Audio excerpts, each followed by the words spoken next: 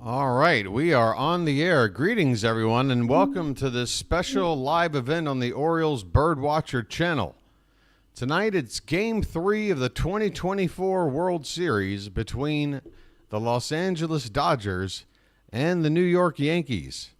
Game 3 starts the first of up to 3 games in the Bronx, New York, at Yankee Stadium. How you doing, everybody? It's your old pal BW here. People call me BW. It's short for Birdwatcher. That's the channel you found. Welcome in. If you're new, give it a chance. This is a channel that's dedicated to covering live Orioles baseball and other Orioles content. But our season, if you haven't noticed, it's been over now for about 4 weeks. I took a couple of weeks off, got some R&R, but the feeling came back. I wanted to call some games. I can't wait until next spring, so I'm here to do the World Series. We've covered the first couple of games. They've been pretty exciting. The Dodgers have won both. The first one, a walk-off grand slam in extra innings. It's pretty much as exciting as it gets. And then the Dodgers went out and won in Game 2 with some questionable Yankee decisions made along the way. The Yankees, of course, are in a must-win situation, lest they go down 3-0. They're going to be in front of the home crowd. It's going to be a very interesting environment, I would assume, especially if the Yankees start this game off slow. If the Dodgers jump out ahead early, things could get a little ugly in the Bronx. Oh, what a shock that would be. Hey, folks, here's tonight's pitching matchup, and we'll look at the starting lineups as well. First pitch is going to be about 10 minutes away. I'm just easing into this. Full disclosure, I don't have any coffee, and I've not had any breakfast, and I woke up with some sinus issues. This all adds up to a not very pleasant experience coming up here for the next few hours. Gosh, if I just had like 1 cup's worth of drinkable water, I could make some coffee out of it, but I don't. All I've got left is a couple of chugs of this, some kind of a Red Bull drink that this early in the morning probably isn't good, but it'll have to do. Anyway, tonight's starting pitching matchup looks like this. Walker Buehler will be on the mound for the Dodgers, right-handed pitcher, and for the Yankees, Clark Schmidt. We've seen him a couple of times this year and in the past. These aren't exactly the top of the rotation guys for either team, but they have been involved in the playoffs. You can see they both pitched about the same amount, 9 innings for Buehler, 9 1/3 for Schmidt. Schmidt's been more effective, giving up what would add up to, let's say, 4 runs, while Buehler's given up 6. The whip is a little lower for Schmidt as well. They've both struck out 6. They've both walked 3. They've both given up a home run. So it's a very even matchup on paper, but it's also a very small sample size of these two right-handers. The lineups look like this. For the Dodgers leading off, Shohei Ohtani, who apparently was a shoulder injury when he went into that base late in the game on Sunday night. It would appear with the way he went into that bag that maybe he had jammed his wrist into the ground, and then he started holding his forearm. Well, it turned out to be a shoulder issue, but apparently all is well and good. He is back in the lineup without missing a beat. I mean, luckily for the Dodgers, they had a day off, so if it was a one-day healing need, the Dodgers got it, and they don't skip a beat. Ohtani will lead off in DH. Mookie Betts will be in right field batting second. Freddie Freeman at first base hitting third. Teoscar Hernandez, the cleanup hitter, will be in left field. Max Muncy at third base will bat fifth. Will Smith, the catcher, moves up to the 6th spot. And Gavin Lux at second base will hit 7th. Kike Hernandez is in center field tonight hitting 8th. And Tommy Edman, who's had a great postseason, he will bat 9th and play short. For the Yankees, again, must-win situation. Let's see if they've made any changes to their lineup. Well, I only see one, and that is the catcher. Gleyber Torres will lead off and play second base.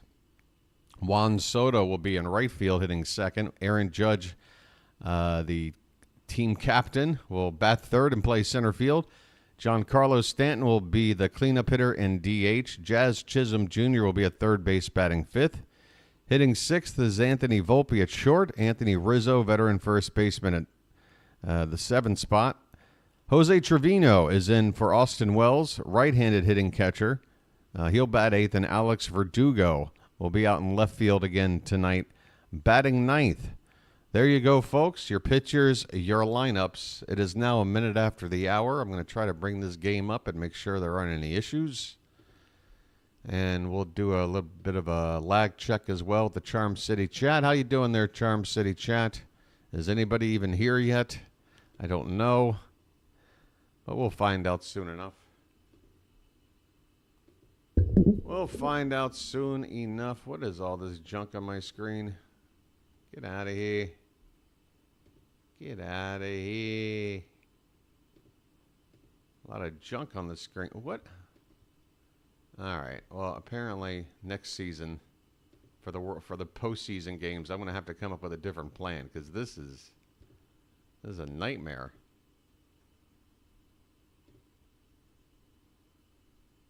It's like the first time I tried to navigate my way through The Legend of Zelda. All right. Is this out of the way now? Are you done? Wow. All right, folks. Well, I'm glad we have plenty of time because it's going to take me 5 minutes to open up the damn ball game, apparently. Holy crap. Come on now. We're almost there. There we go. Hey, look at it. Look at here. Now's it going to open. Spinning wheel of death. Oh, boy. Hey, folks. How you doing? Wow, I am, after all that work, nothing? All right. We'll try plan B.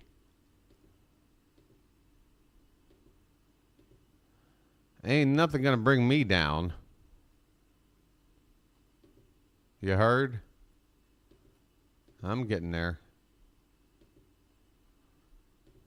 Don't you worry. Uh-oh, you might hear something. Set this series on fire.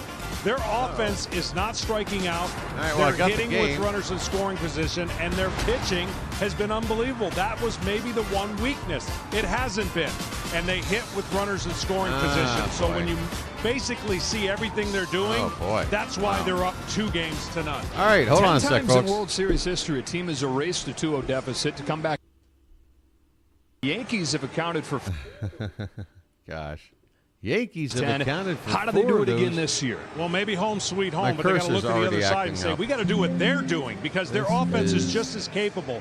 It hasn't got on track yet. Give the credit to the Dodgers pitching, but if they're going to get back in this series, it starts with hitting, and it's got to come some thunder with the right-handed hitters. The right-handed hitters only hitting 143. Wow.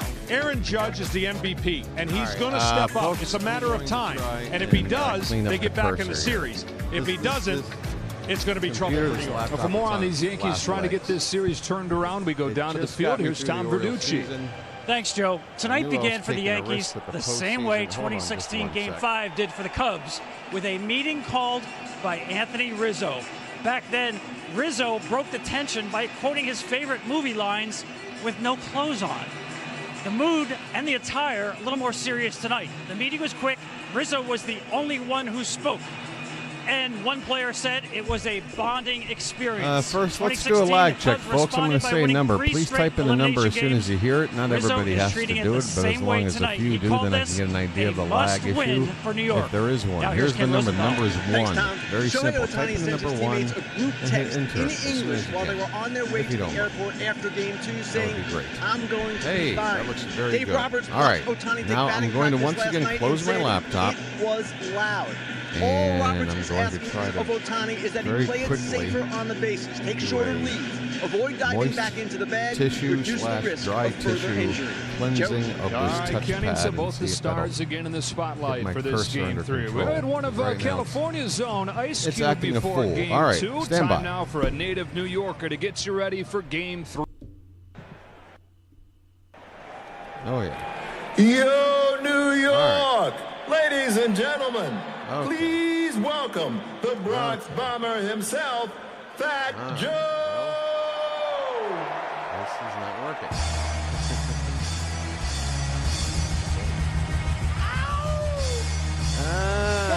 God. Yeah. You little. Now I know what it's like to have a brat for a kid. Must do something like this. Let's go, Yankees. You gotta be kidding me. Soto, I see you. Be Judge, cool. I see you. Just be cool. Okay, it's different over here. Yeah. I don't give a fuck about the faults on this hat. These Dodgers.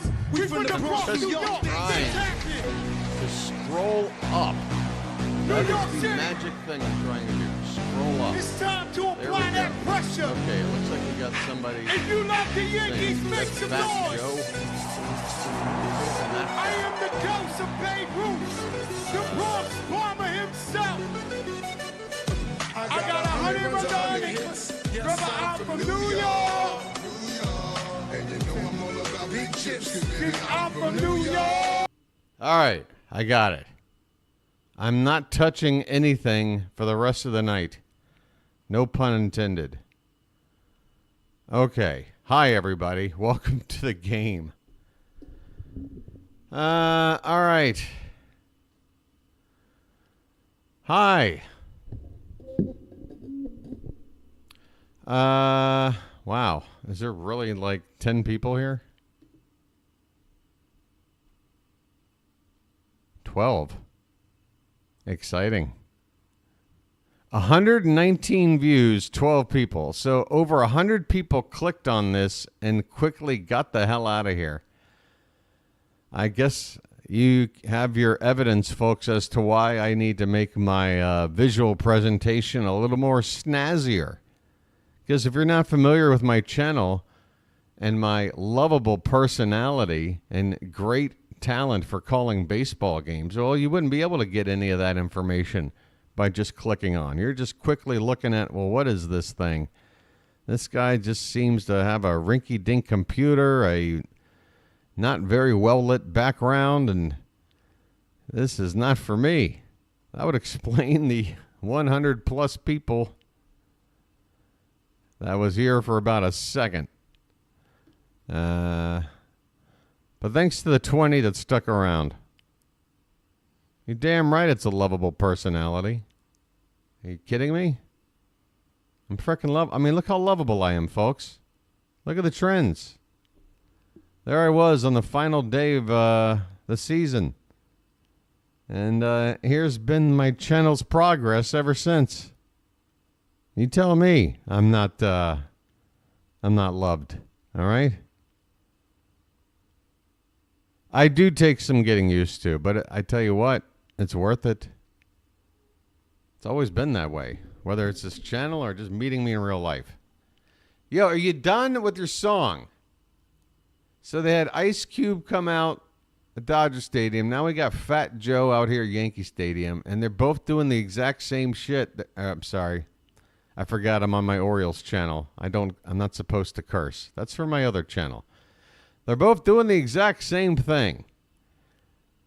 Walking out of the outfield, doing a song, marking up the pitcher's mound, and I don't know why. Oh, he dropped the mic. He dropped the mic, and look at the swag as Fat Joe walking off. Yeah, I dropped the mic, yo. Nobody cared. Wow. That might be the cringiest mic drop I've ever seen. Well, folks, baseball's coming up next. After whatever the hell that was. Yeah. So I've got 3 or 4 sips of this. And I don't even have a special Lucky ready to go. This is the penultimate definition of ill-prepared. That's me.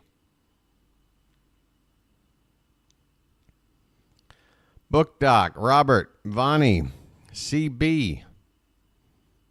I count 4 people in chat. All right. How we doing? I'm still maintaining this is going to be a 4-1 Dodgers series win. And if I had to pick the one time the Yankees are going to win, it'd probably be tonight. Because I just find it really hard for them to get up for a win after going down 3-0. Otherwise, maybe they get swept. And even I'm wrong. But I wasn't too far off. A lot of people, even if they were picking the Dodgers, had them in 6 or 7. I thought it was going to be. I really see them as the better side.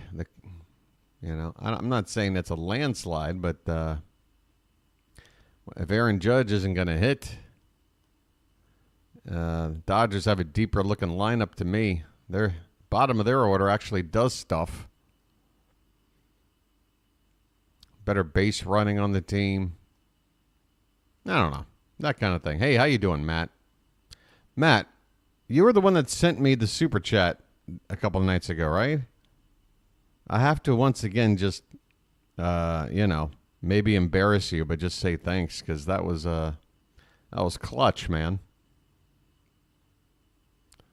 Very, very clutch. I just wish I could come up with something unique and interesting in order to show my thanks. Unfortunately, this chair has already been named.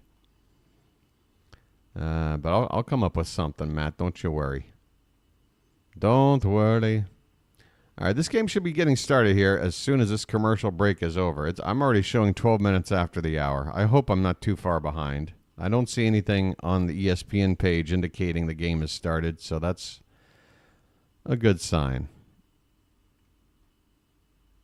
Folks, this time tomorrow night, plus 3 hours, this season could be over.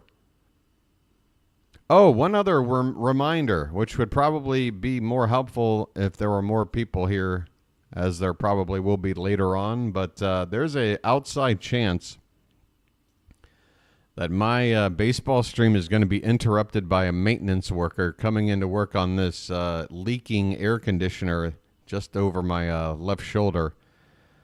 It hovers right above my Orioles poster, which is now... It's got so much character, this Orioles poster, because of all the condensation. It's all gotten warped and bubbled, and half the time one of the sticky tabs is coming off, and every day I'm adjusting. I don't know how it hasn't fallen off the wall. That's what I'm driving at. By Orioles magic, this poster, it has no right to still be on this wall after everything it's been through, but it's still there. It's a divine Baltimorevention. The Oriole bird got his bird bath. Hey, I even took a bath. Well, I haven't had a bath. When's the last time I've had a bath? I'm a shower guy. It's hard to find bathtubs in Thailand. Unless you go to a special place. I didn't follow LA this year, but they do seem to use a lot of their lineup. New York needs Judge to get back in it for the Yanks to click, I think. Yeah, I mean, I just don't see how the Yankees can possibly win this if Aaron Judge is going to continue to go 1 for 4 with 3 strikeouts and a single, because that's pretty much been... In fact, I think Aaron Judge, I saw a stat yesterday that he's I think, I don't know what the cutout is, like minimum at bats, but like say minimum 80 postseason at bats. Aaron Judge has the second lowest batting average in postseason history right now. At least that's where it stood when I saw that stat. He's hitting under 200 over a very long, time period and many postseason games. All right, there it is, the big overhead shot of Yankee Stadium. That's what I'm looking at right now, folks. If you're ahead of me, hang in there. I'm getting that big old wraparound shot, and now we're looking at Shohei Ohtani in the on-deck circle. As we're getting ready for Game 3, it'll be Ohtani, Mookie Betts, and Freddie Freeman, 3 MVP winners to lead things off for the Dodgers. Hey, Book Doc, I saw you left a couple of comments, and I didn't have a chance to respond. I I don't have I could have just clicked the like, but I wanted to like it and leave a comment. I didn't want to do just one and not the other, but I didn't have time to leave the comment, but I did see the comments. You're talking about doing something about a baseball short? I'm not quite sure what that entails. Maybe a little more elaboration. I can get an idea of what you're talking about. Clark Schmidt's taking his warm-up tosses right now. Look at Shohei out there waiting to go. Just waiting to crush the first Schmidt fastball into the right field bleachers. In the regular season, Clark Schmidt with a nice start, 5-3 record, 2.52 ERA.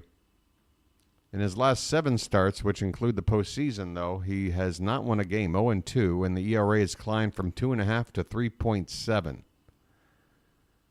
Throws a lot of cutters and sweepers. He also has a knuckle curveball and a 2-seam fastball. But about 2/3 of the time, it comes down between the cutter and the sweeper. This will be his last warm-up toss. I believe he made the indication. And the Fox channel is, what is this, Fall Guys. I mean, Ohtani in the World Series hasn't done much better than Judge. Combined, they're 2 for 17 without an RBI and 8 strikeouts. Judge with 6 of those 8. All right, folks, here we go. Every delay conceivable is finally over. Shohei Ohtani is stepping into the batter's box. Game 3 of the World Series here in the Bronx. The Dodgers with a 2-0 lead. And they get first crack at the plate. Clark Schmidt gets his first sign. And he looks like he pitches from a stretch position, but it is a windup. And the first pitch is out of the zone for ball 1. All right, let's see if this graphic thing is... Okay, ball 1. All right, now ball 2 outside coming up. Let's see how quickly... All right, so the page is ahead, but only by a couple of seconds. We're going to keep it right here. And, maybe check on it from time to time. We got a 2-0 count on Shohei Ohtani leading off the ball game. Next pitch. Low, ball 3. It was long overdue. I finally got a bank account set up with YouTube. I would have done this a long time ago. I appreciate you calling games. Oh, Matt. I appreciate your appreciation, my friend. We're just getting started, Matt. This pitch is up and away. It's not even close. It's a 4-pitch walk to Shohei Ohtani to begin the ball game. And I'm sure the Yankee fans in the crowd right now, who the cheap seats are probably a couple of grand. They're probably already rolling their eyes. Ohtani on at first. Plenty of speed. We'll see if there's any kind of carefulness with that shoulder issue from the other day. Mookie Betts takes a look at a called strike on a cutter on the outside part of the plate. Mookie's on an 8-game on-base streak here in the postseason, hitting .294 in October.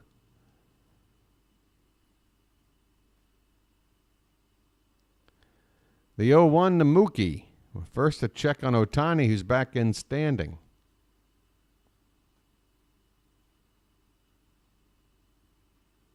Of course, both teams wearing their classic jerseys. None of that fun stuff during the regular season. Yankees in the classic white home pinstripes. Dodgers in their road grays with the blue lettering. That's a called strike 2 to Mookie Betts. He has got an 0-2 count now.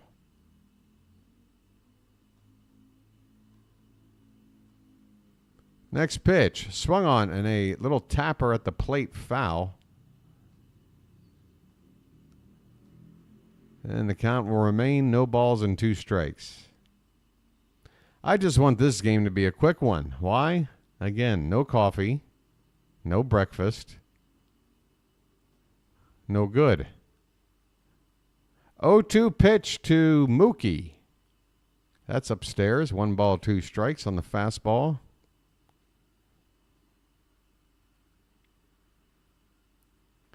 Hi, Mine Basketball November 9 practice. Hello, Eric.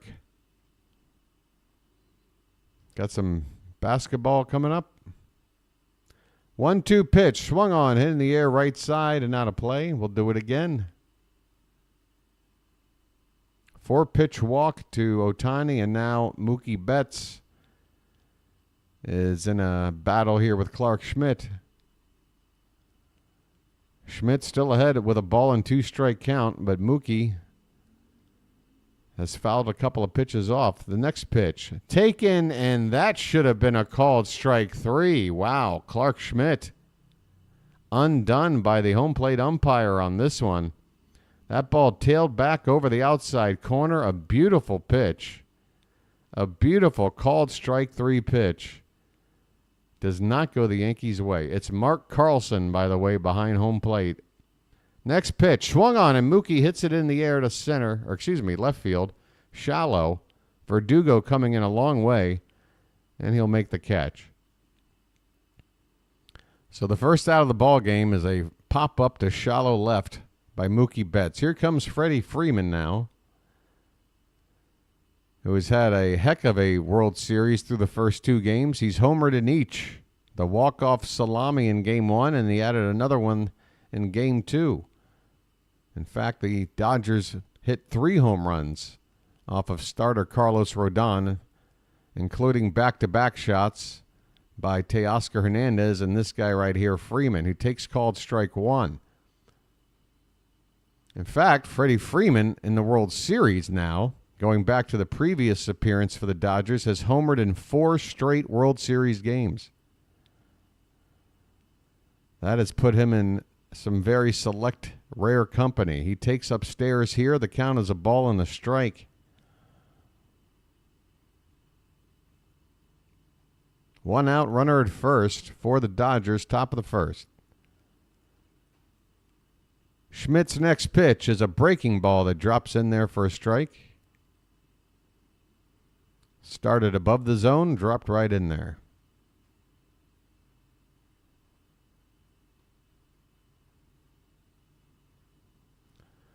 Crowd on their feet with just 1 out, just 2 strikes enough.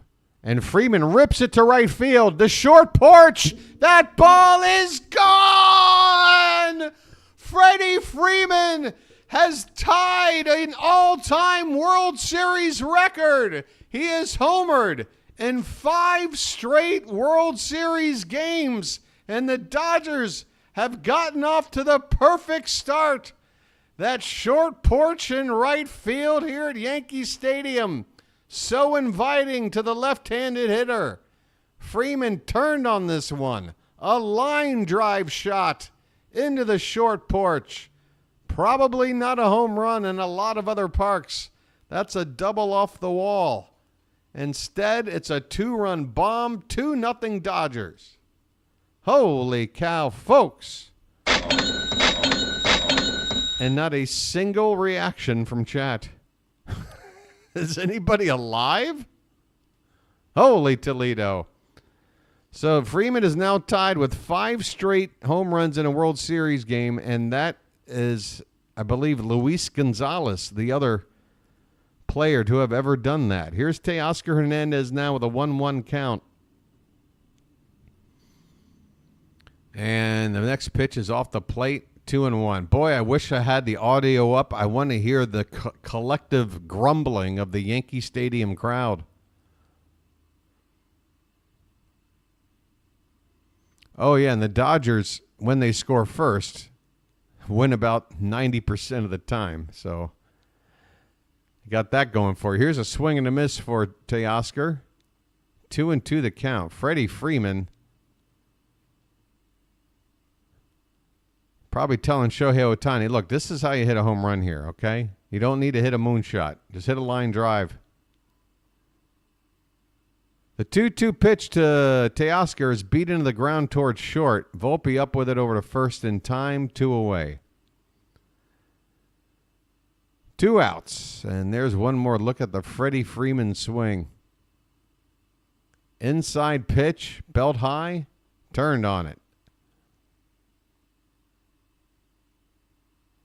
Maybe 5 rows back, down that right field corner, maybe about 15, 20 feet from the foul pole.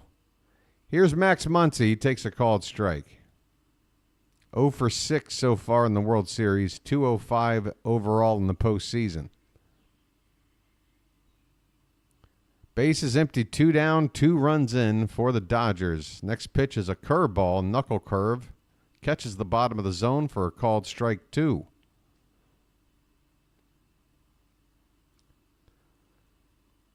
My, oh my. How are the Yankees going to look in the bottom half of the inning?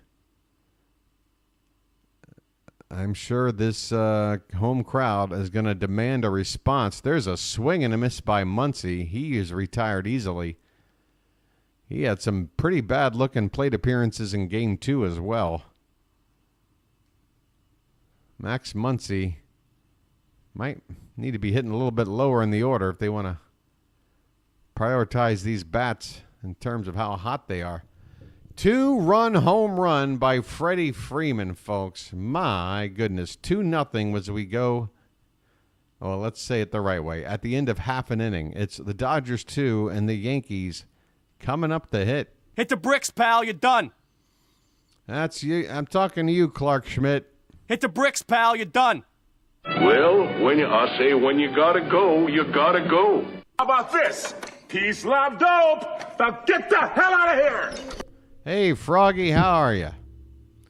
Look what you done missed. The Dodgers are already ahead 2-0. The Dodgers.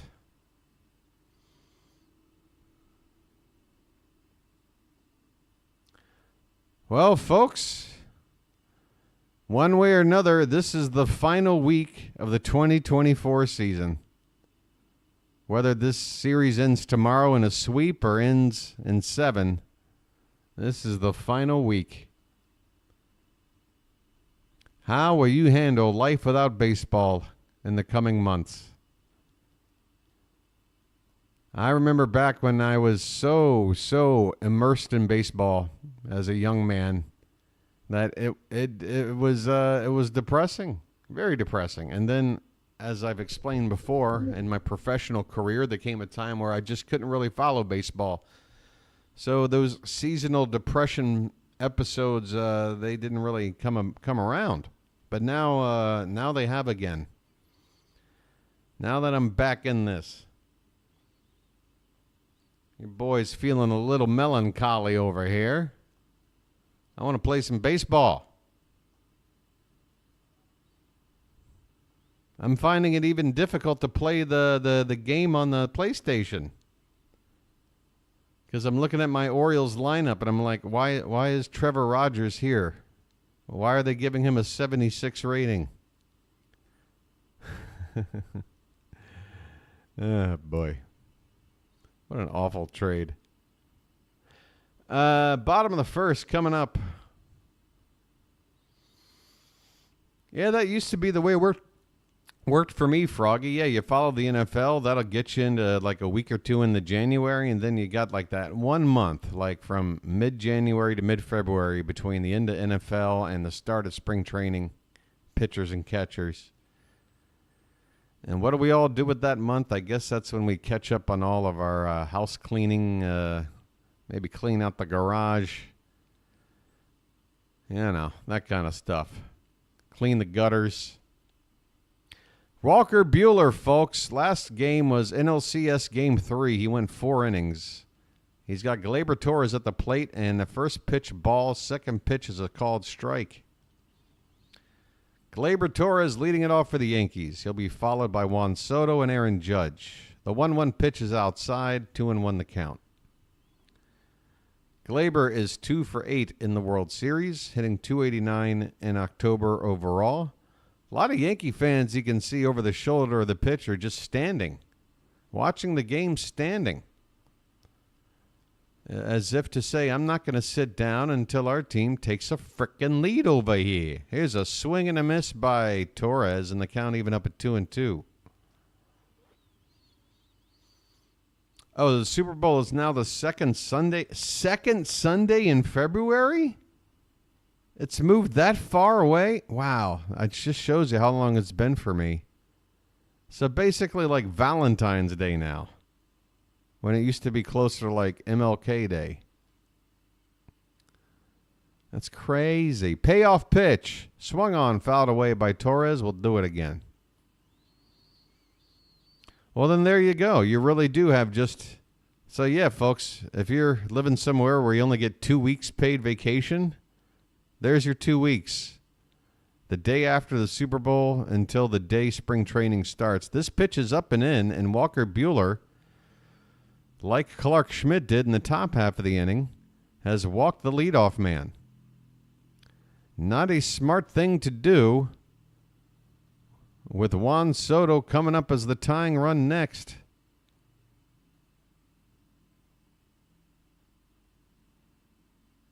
What is this? 37% chance to record an RBI. What does that even mean? Here's a breaking ball, knuckle curve at the top of the zone for a called strike to Soto.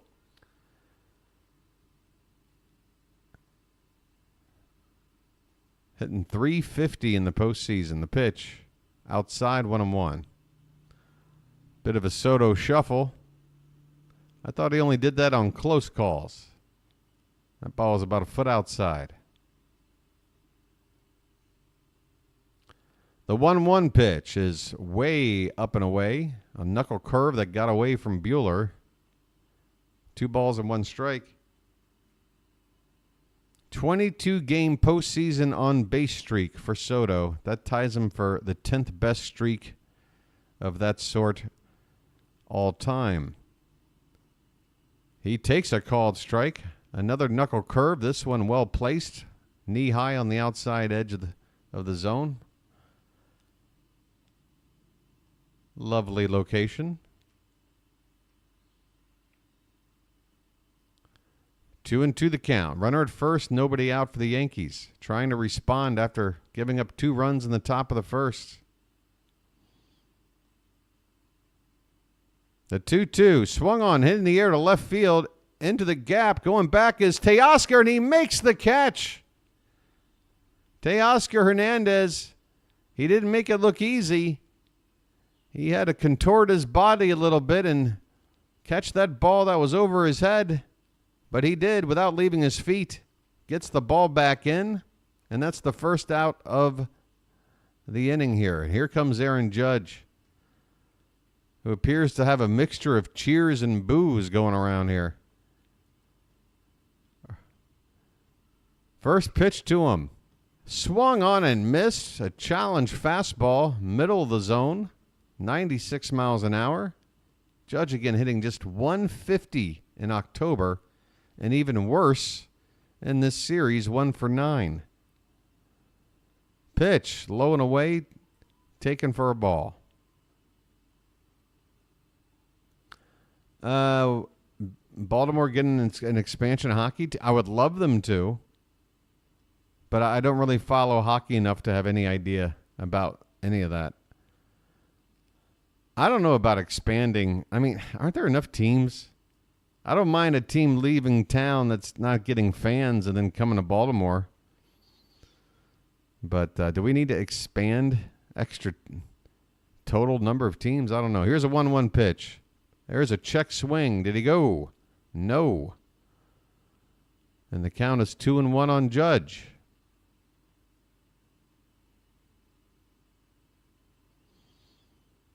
You got Gleyber Torres still out there at first base, 1 out. 2-1 pitch. That's a fastball, top of the zone. Judge fouls it straight back.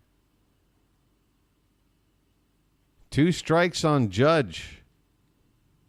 And I get the feeling that that's when the jitters start to come in with all the strikeouts lately. 2-strike pitch. He lays off. It's a full count. That was a breaking ball that started in the zone and fell down toward the dirt. Full count. Will Gleyber Torres be put in motion? I wouldn't. Not with the way Judge has been striking out so much. We'll find out here. Payoff pitch coming. Here it is. And a swing and a miss. He chased a cutter just off the outside edge. And Judge strikes out again. Wow.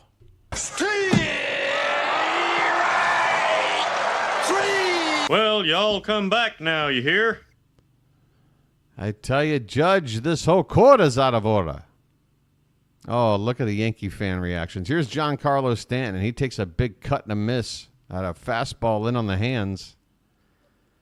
0-1 on Stanton. Runner at first, 2 down.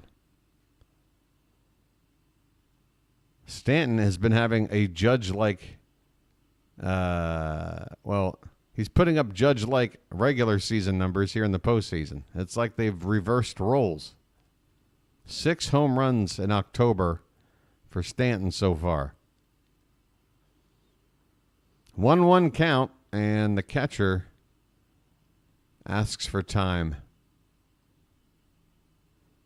Will Smith behind the plate.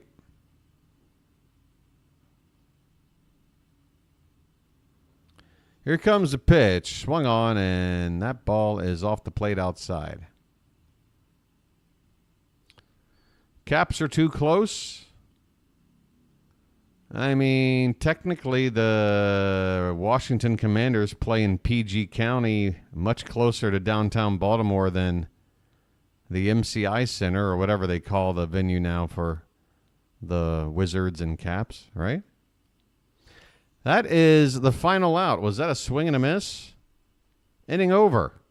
The Yankees are down, and they don't score. I'm sorry, Stanton grounded out to short. Forgive me for that awful call.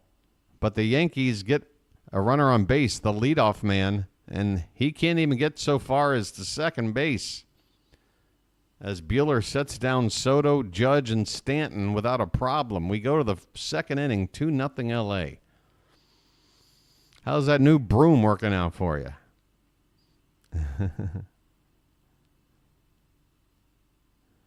Yeah, that's a fair point. Yeah, I mean, it's comparing apples and oranges. I can be like, well, the Washington and Baltimore football teams are even closer. But, yeah, the NFL, whole lot more money. You've only got to fill up the stadium 8 or 9 times a year. So it's not too big of a deal. In fact, I bet the Mid-Atlantic area could even support a third team if they wanted it.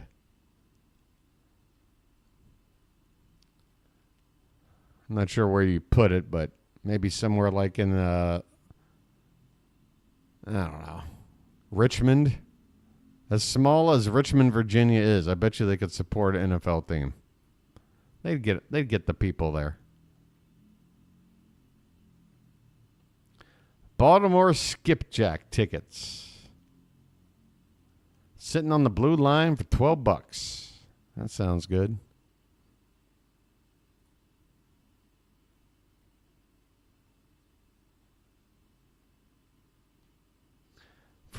Folks, give Froggy a break. She is attempting to learn how to say educated things.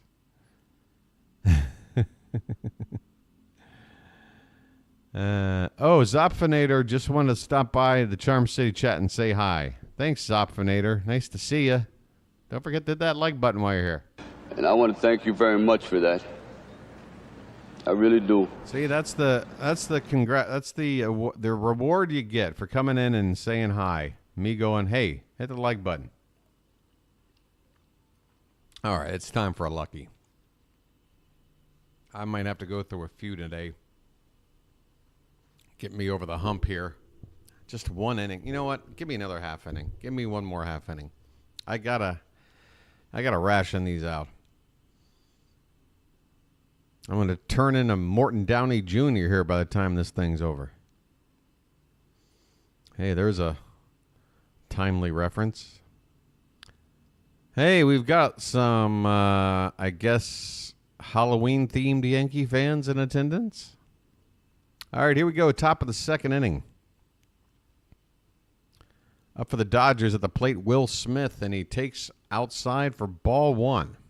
Will Smith, probably best known for walking up onto the Oscar stage and slapping the hell out of Chris Rock.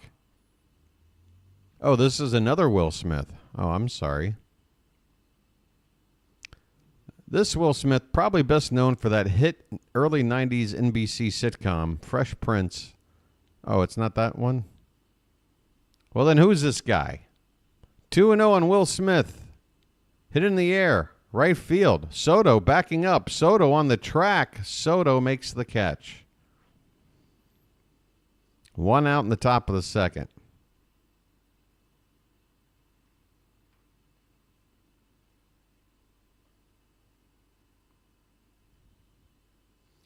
There's an IRS issue. I've got my SI swimsuit issue. Does that count? Here is Gavin Lux. And he takes ball one. Clark Schmidt throwing a lot of first pitch balls versus strikes. Next pitch just touches the outside edge, 1-1. Didn't who go to jail? I've already forgotten who I was talking about. I have a no-term memory. This pitch is off the plate. 2 balls and 1 strike. Who was I? I forgot. See, Will Smith. I don't think so. He definitely didn't serve any real time. There might have been some kind of legal issue, but I don't know. But there's I find it hard to believe Will Smith was incarcerated. 2-2 the count on Gavin Lux.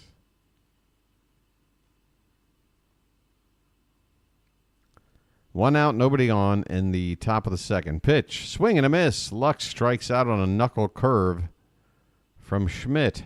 2 down, nobody on.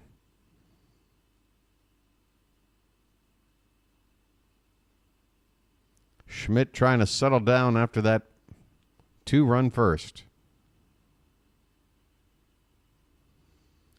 New Jack City. Oh, you mean Chris Rock's character from New Jack City? Well, his name was like Squeaky or something. Shaky. Something like that. His character, it was an adjective of some point, I want to say. Here's Kike Hernandez. First pitch is a strike. And the next one is in the dirt. 1 ball, 1 strike. Oh, wasn't it Mookie? Wasn't he named Mookie in that movie? Oh yeah, Wesley Snipes. Yeah, he was. Oh, I thought you were talking. I thought we were trying to tie in the Chris Rock angle. You guys have got me confused. The 1-1 pitch is lined straight back. Kike Hernandez nearly barreled up that knuckle curve. He hit it straight back to the screen there. All right. This should be pretty easy. What member of the Breakfast Club was in New Jack City? Here's a swing and a miss. Down goes Kike. Down goes Kike, and the inning is over. Bottom of the second, coming up 2-0 Dodgers. As Clark Schmidt has himself a much better inning this time around.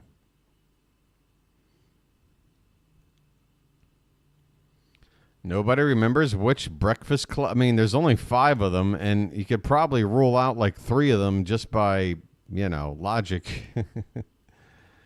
Come on, people. Come on now. Play the cop. This, I tell you what, the trivia from this group.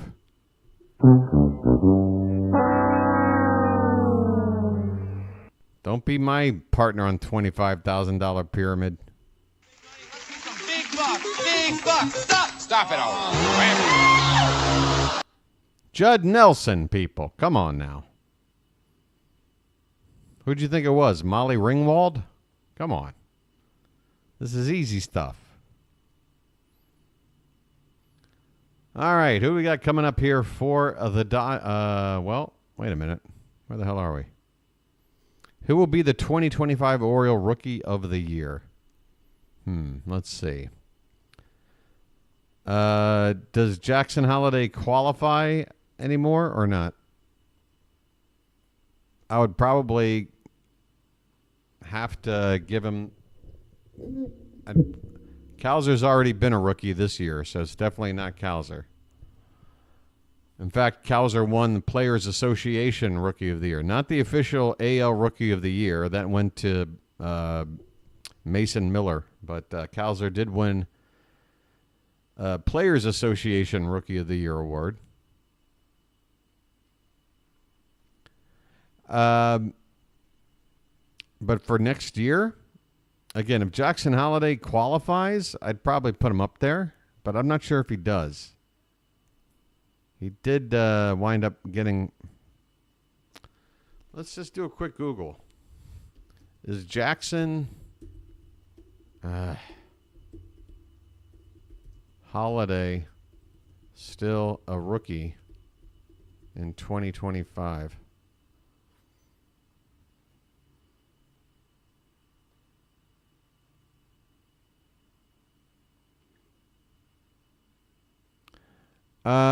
Mayo, maybe. My dark horse would be Basayo. That would be my dark horse. Because Basayo might be up with the team sooner than later if he's raking in the spring. Walker Buehler on the mound with Jazz Chisholm at the plate, and the first pitch is low and in, goes to the backstop. This should be a question that they ought to be able to answer for me, like, right on the front page here. There is a pitch just below the zone, and the count is 2-0 to the leadoff man here in the bottom of the second, Jazz Chisholm Jr.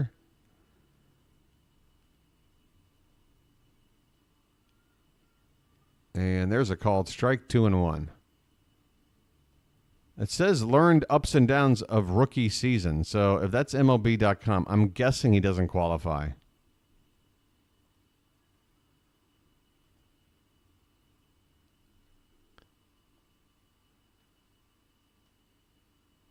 I'm guessing he doesn't qualify. This one's popped up by Jazz. Shallow left center field. 3 guys near it, and it's going to be the center fielder making the catch. Is it Edman in center? No, I had a 50-50 chance. Kike's at center. Edman's at short. Both these guys can play both of those positions.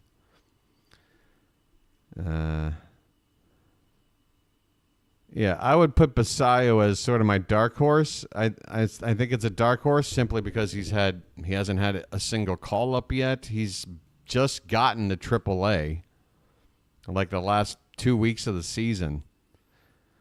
But yeah, he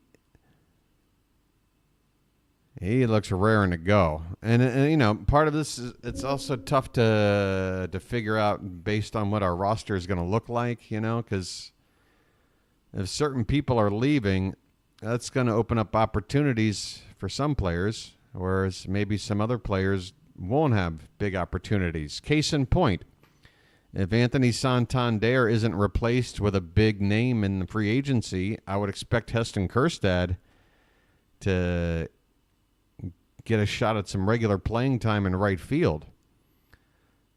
Not sure, though, if Kjerstad still qualifies because he's already had 2 cups of coffee. But I'm thinking that Kjerstad's had less at-bats than Holliday over the 2 seasons. I'm really not sure, folks. If anybody can get a definitive list of which Orioles are still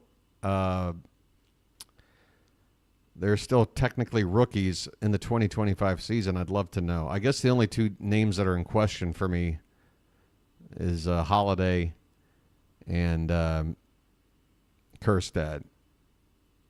Payoff pitch to Volpe is swung on and missed. Strike 3. See you later. Well, y'all come back now, you hear? Kobe Mayo, he's definitely in the conversation. He was my favorite prospect in terms of what I thought he could do right out of the gate, but man, he really did struggle. Did the O's keep Santander? I mean, it's a total guess. My guess is they're not going to. I think they're going to look at it as like, wow, we got such incredible value and production out of this guy. A Rule 5 draft pickup. He was always, outperforming his salary, and now he's in his 30s. Do we want to give him the big fat contract? And if we do, then that's going to dip into the money we might be spending on a Corbin Burns replacement. So hard to say for me. Anthony Rizzo's at the plate, folks. Apologies. It's a bit of a hangout. I'm going to miss some pitches here and there, but I'll get you up to date.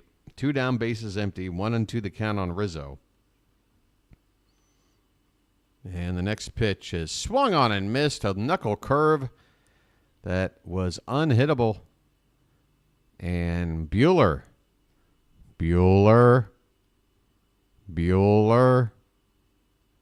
Hey, if we ever sign Walker Buehler, I'll be adding that to my soundboard.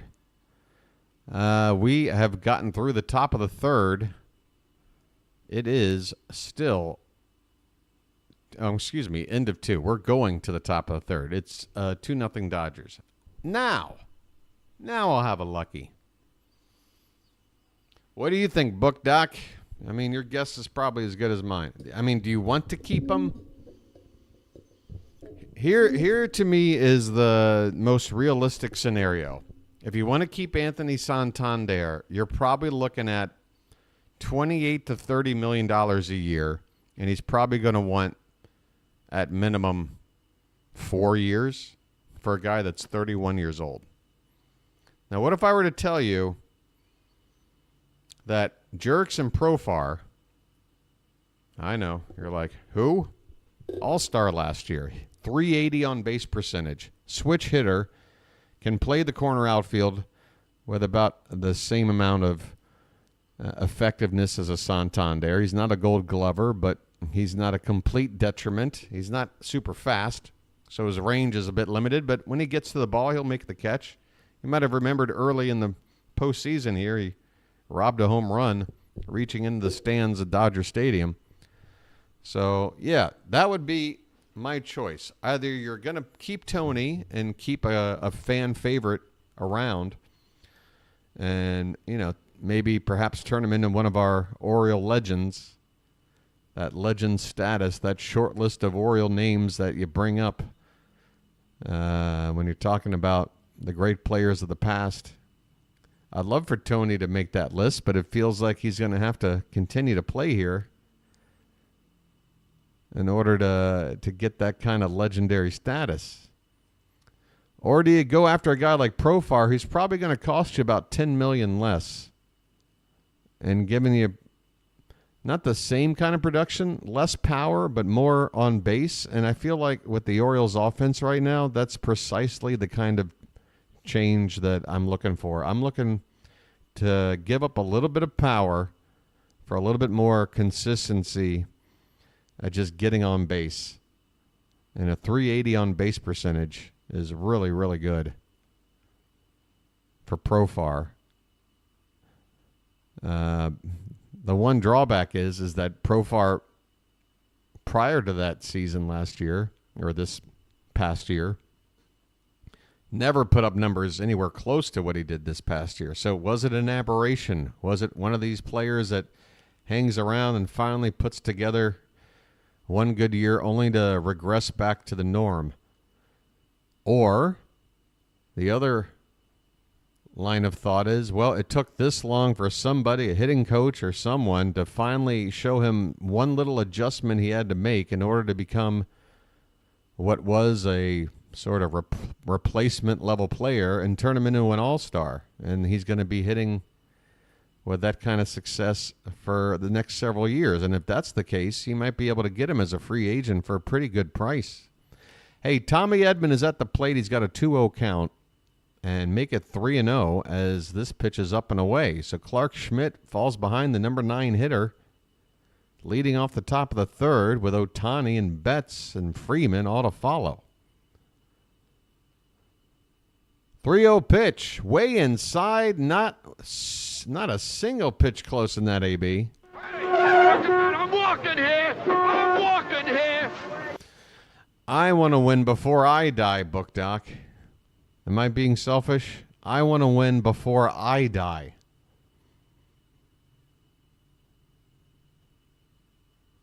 Who is this cameraman running up within 3 feet of Ohtani just to get this shot? Is it really that necessary? Get the hell off the field, cameraman. We have a mound meeting right now. 1 out, runner at first. No, nobody out. Sorry.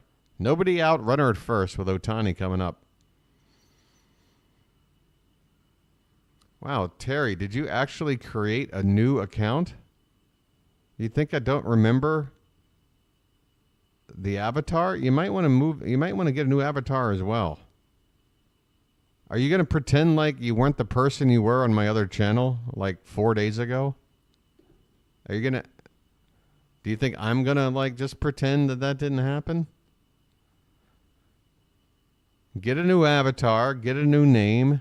It's not just a new account, dude. You're going to have to work a little bit harder at that, okay? Up and away.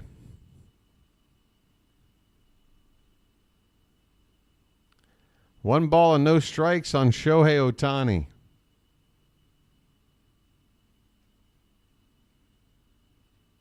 I'm going to do my best at that, Robert. Here's a pitch off the plate.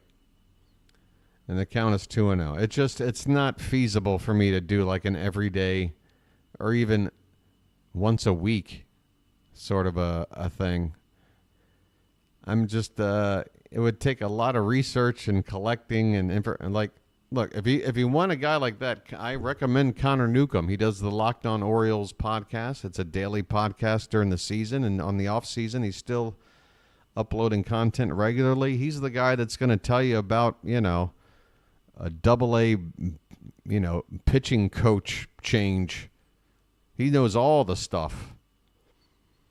A lot of times I'm learning new things from him, so I recommend him for that kind of a thing. If you want off-season updates on the Orioles, also following Rock Kubatko on Twitter is a good idea for daily updates. If there are any to be had, he'll let you know.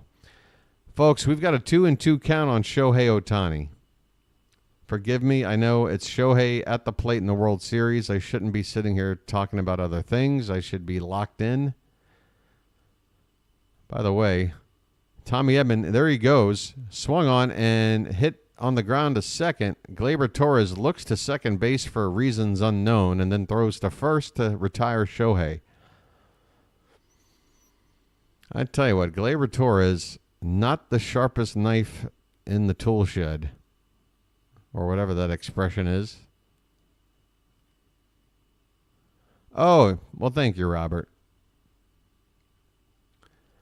Again, my plan is to maybe once a month, not maybe, likely once a month, a podcast that will last an hour, maybe 90 minutes. Depends on how many people show up. If you guys want to interact, I can open up the Discord. We can actually have some vocal conversations, make it a little more fun and interactive. And then also, once this World Series is over and it's been a couple of weeks and I've got the itch to call a game, I'm going to call a retro Orioles game and probably do a handful of those during the winter months where I just go into YouTube. There's dozens and dozens of full-length games from the 80s and 90s mostly. And since it's domain here on YouTube and we can sit here and react to it, I think that would be a lot of fun.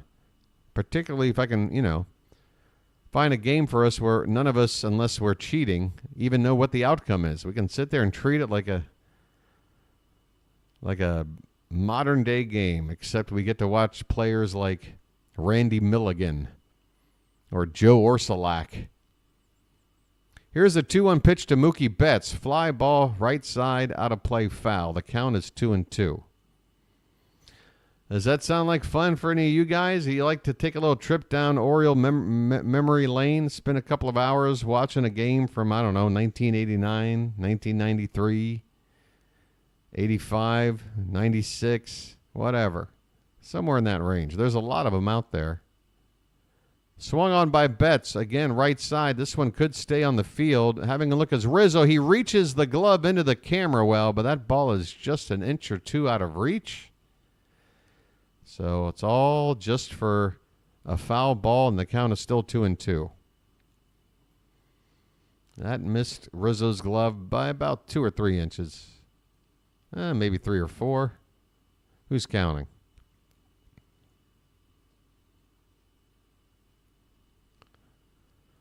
All right, 2-2 the count on Betts. By the way, Ohtani's at second base. It's Edman at second base. I was going to say, how did he get to second? Ohtani hit the ground out, and that's why Edman is at second. Again, folks, short-term memory, probably not a good thing to have when you're trying to call baseball games. Another foul ball. The count's still 2-2. Yeah, retro games. I think it'll be fun. So, yeah, we'll just have the volume down. I'll call the game like I'm watching it live. And, we can have a little fun. Even if some of these games will probably have old school commercials in them, we can have fun with that too. And just the aesthetic of games from back then, where maybe you didn't have the score permanently on the screen, or you always knew what the count was. The old days. Here's a payoff pitch to Betts. He fouls it away. We got quite the battle going on right here. Clark Schmidt is up to 52 pitches with just 1 out here in the 3rd inning. Full count on Betts. Runner at second base. Next pitch to Mookie here will be the 9th of this sequence. And again, Freddie Freeman, who hit the 2-run homer in the 1st, is waiting on deck. So I'm sure Schmidt wants to do anything to prevent walking Betts. But you also can't give him anything too good to hit. Tough spot for Schmidt. Payoff pitch. Swung on. Hit off the bat toward right field. And Soto holds his glove up to deke the runner. But the runner wasn't buying it. Tommy Edman will come around from second to score on a bloop hit by Mookie Betts on a full count pitch. Didn't try to do too much with it, but did plenty enough. And by the way, folks, may I mention just one more time, Juan Soto is a below-average defensive outfielder. I am sorry. He is jogging toward that ball. And a half-hearted deke of the glove that did not work. 3-0 Dodgers here in the top of the 3rd. Here's Freddie Freeman again. And that ball is a little bit low and inside for ball 1. Folks, yeah, Robert, if you want to go back to like the 60s and like early 70s, the only games you're really going to find that are full length are like the playoff games, the games that we've all seen so many times over. And I almost feel like it's sacrilege for me to call a game like from the 70 series against the Reds when, you got Chuck Thompson out there doing a better job. You know what I mean? I just want to call like a random, the more random, the better. You know what I mean? Maybe we'll wrap it all up with this little retro series with one of the classics from 66, 69, 70, 71. One of those. Can I change the outcome? I wish. Freddie Freeman. If I could change the outcome, Jeffrey Mayer would have been told, you have to stay home and finish your science project. You can't go to the game. You didn't finish your peas. And then the Orioles would have gone on to that World Series if Jeffrey Mayer would have just been punished for not eating his peas. Freddie Freeman has a 3-1 count, folks. Hitters count and he's been in fuego. 1 out, runner at first. And a check on said runner. Betts is back in.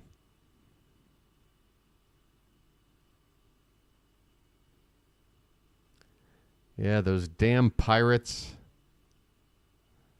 totally ruined the 70s for us. The 3-1 pitch. That is taken for ball 4. Freeman was already laying the bat down before the ball even got to the plate. That's how eagle of an eye he's got going right now. He's seeing everything. So Freeman on with a walk, 2 on, 1 out, a run already in, 3-0 Dodgers. And yeah, the Yankees, I've been saying it for a while, they are on the ropes. Well, they are on the final rope. I mean, they are. The knockdown count is at 8.5. They got 1 glove on the bottom rope trying to lift themselves up. It is not looking good right now for the Yanks. And that's one of my favorite things to say. Right up there with, really? This is free? It looks like the Yankees are in trouble. All right, time for a lucky. There's a commercial break. Are they going to a new pitcher? They must be. A pitching change. Wow. So the Yankees down 2-0. They finally get a home game. They're already down 3-0. Freddie Freeman's already homered. 2 more men still out there on base. They're already going to... Oh, wait, no. What was that commercial? I apologize. There was not a pitching change. They cut to a commercial, what, during a mound meeting? You can't do that. Teoscar Hernandez at the plate. First pitch is a strike. First and second, 1 out. Sorry for the confusion. Clark Schmidt still out there, and Hernandez pops it up. On the infield, the shortstop, Volpe, on the edge of the grass there, makes the catch. 2 down in the inning. Folks, did you see what I saw? They just went to a regular commercial. I assumed a pitching change. And I thought it was a bit of a panic to do it this early. But that would explain it. Clark Schmidt, by the way, up to 60 pitches here in the third. 1 more out to get, and it'll be that funky Muncy coming up to the plate. Now, Max Muncy looked really lost at the plate his first time up against Schmidt. Let's see if he's figured something out. He lays off a first pitch knuckle curve in the dirt for ball 1. So there was an ad. There was an ad inserted in the middle of an active inning without a pitching change. That's inexcusable. Oh, that gets the curmudgeon in me going. Here's the 1-0 to Muncy. And that ball's upstairs. 2 balls, no strikes, folks. It's an Oriole bugle, but hey, I'm letting LA borrow it for just a sec.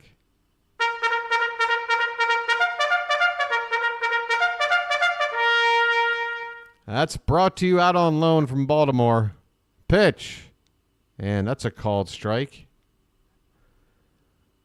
That looked to be about an inch above the grayed out strike zone they got there on the screen, but Muncy's got a small zone with that crouch stance of his. So expect borderline pitches. Swing and a miss, it's 2-2. He went after a sweeper off the outside edge. 2 balls, 2 strikes, 2 out, 2 on in the top of the third. A run already in. And the Yankees cannot afford to give up any more, you would think. Anything from Muncy here would be a backbreaker. In this series, of the 13 runs the Dodgers have scored so far, 7 of them have been with 2 out. As Schmidt steps off the rubber. Apparently a mix-up. And there is activity in the Yankee bullpen. Mark Leiter Jr., right-hander. Not actively throwing, but standing on the bullpen rubber. The pitch is inside, ball 3. That was not close. Muncy had to back out of the way. So that means the runners will be off as soon as Schmidt goes into his next delivery, which means any ball hit into a gap is going to clear the bases. Payoff pitch. Swung on, tapped foul behind the plate. And the lady flinching in the first row should probably find a new seat. Lady, there's a metal screen in front of you, and that ball was tapped back. It wasn't even a liner. That ball would have rolled into your lap if the screen wasn't there. A little too jumpy. Payoff pitch. Swung on. Line drive. Foul down the right field line. Nice play over there by the ball person. Make a nice one-hop stab of that. She is, must be a cold night in New York. Bundled up there in a parka. Hey, you try playing baseball with a parka on. It's not easy. Payoff pitch.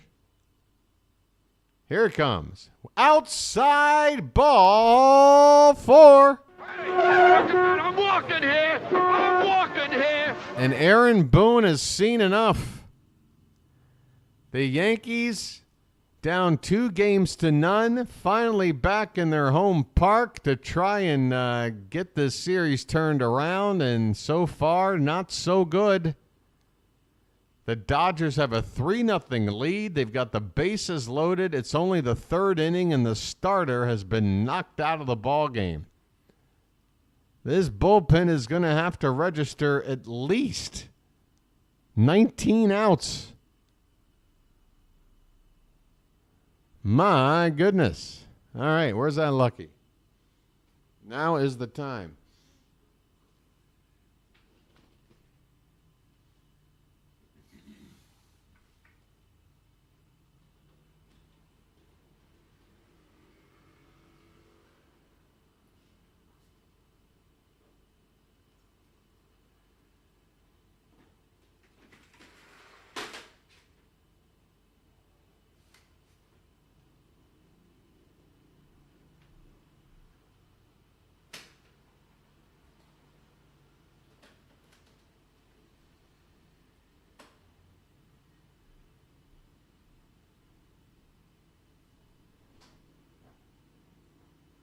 All right. How you doing, folks? How are the numbers looking? How sad? How pathetic? There aren't even 20 people here? Wow. I feel like I'm doing a good job. I don't know. This ain't so good for your boys' morale. I gotta be honest.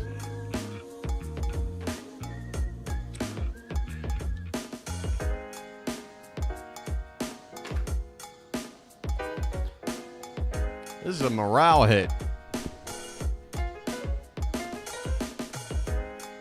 What are you gonna do? Hello, 21 people. How you doing? 21. Just short by my normal turnout by about 90%. Not too shabby. I'll be fine.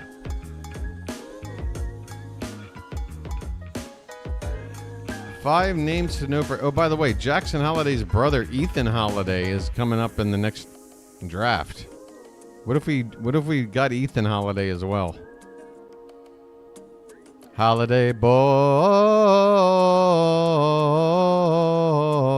Oh, well, he's the number one. Is he the number one prospect? Well, we're not getting him. All right, here we go, folks. Al Leiter Jr., Mark Leiter Jr., whatever. Leiter Jr. Leiter, I hardly know her. Mark Leiter Jr. is into the ball game. Maybe I should get back over here. It's Will Smith at the plate. The count is 1-0. Next pitch, swung on, and that ball is missed. 1-1. Actually, you know what? This is a big moment. Bases are loaded. I don't want to spoil it. Why don't we take a look at this for a minute? Bases loaded, 2 out, top of the third. Mark Leiter Jr. in relief. He's got a 1-1 count on Will Smith. The next pitch, breaking ball up and away. 2 balls, 1 strike. Other channels are opening 30 minutes before the game, but who hangs out? Every time I open up my stream 15, 20 minutes before the game, people don't show up until,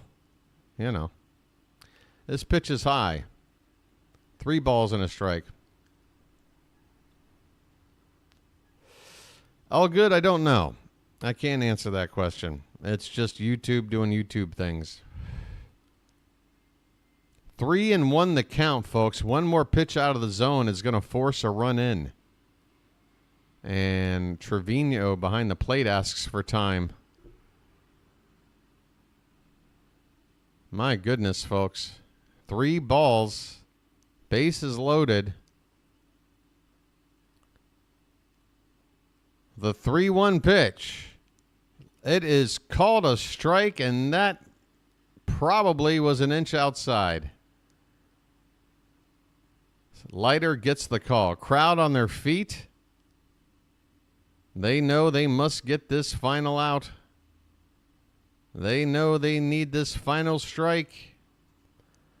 Everybody's going to be moving. 2 down, bases loaded. Payoff pitch. Swung on, hit back to the pitcher, Leiter. He's got it. Flips it to first. Inning over. The Yankees have walked a tightrope successfully.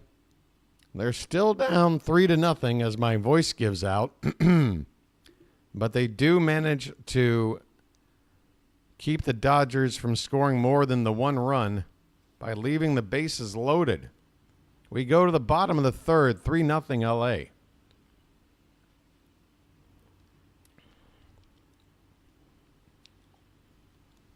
Will Smith slaps the umpire. Excuse me.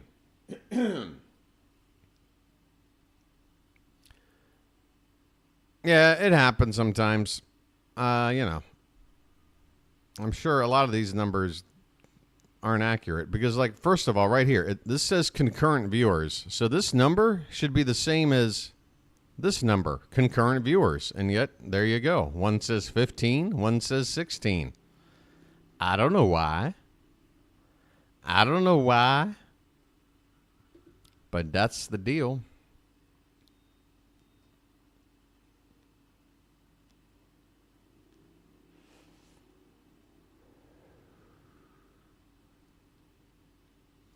You guys got some Halloween plans lined up? Or are you too much of an old curmudgeon to participate? Are you the type to throw a bunch of cheap candy into a plastic jack-o'-lantern and just leave it on the porch and say, take what you want, just don't knock on my door, leave me alone? Is there trick-or-treating anymore? I don't even know. Oh, yeah, there's football on tonight. I live in the middle of nowhere. Well, that's like downtown nowhere. If you're in the middle of nowhere, that's where the action is, right? The worst place to be is on the outskirts of nowhere. That's when you're really nowhere. But if you're in the middle, if a trick-or-treater shows up, I'll be shocked. So Elgood lives somewhere where if he gets a knock on the door at around 7:30 p.m., on October 31st. 50% chance 8-year-old hoping for candy. 50% chance home invasion. I don't like those odds, Elgood. I'd probably just put a tray out. Leave it at that. Candy and a shotgun. All right, well, that's one way to deliver the candy. We never have any. My goodness, you guys are depressing me. Might be time to go pay Willy Wonka a visit or something. All right, here we go. Bottom of the third. Trevino at the plate. First pitch to him is called a strike on the outside edge on a fastball from Walker Buehler. Buehler still going through the order for the first time. 8, 9, and 1 due up here. Curveball and a beauty. Called strike 2.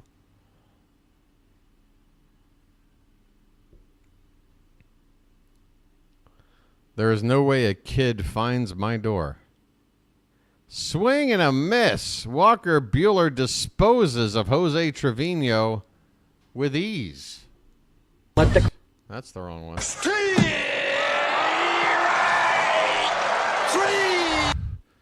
Well, y'all come back now here.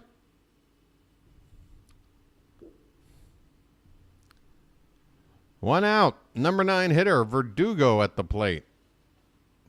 And he takes a called strike. Boy, the Yankee batters are seeing first pitch strikes with regularity.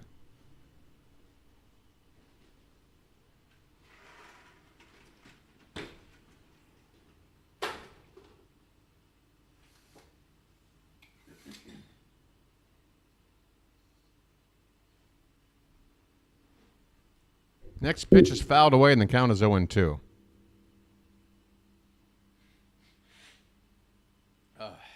Sinuses are killing me. The pitch, up and in. 1 ball and 2 strikes. Come on, you dumb chair. Move. This chair's got like 5 wheels and only 4 of them work. It's like that awful shopping cart you put back. Pitch, swung on and fouled away. Still 1-2 on Verdugo. 1 out here in the bottom of the 3rd. Verdugo hitting just 184 in the postseason. Haven't seen much of Jason Dominguez in this series. He would be an alternative. Verdugo fouls another pitch away. Still 1-2. I live in a rural area on a very dark street next to a Mormon church. Wow, Maria, you just gave me a great premise for a horror film. There's a called strike 3. Bottom inside corner of the zone. Verdugo caught looking. Buehler is racking up the strikeouts. My goodness. Yeah, all good. Or that.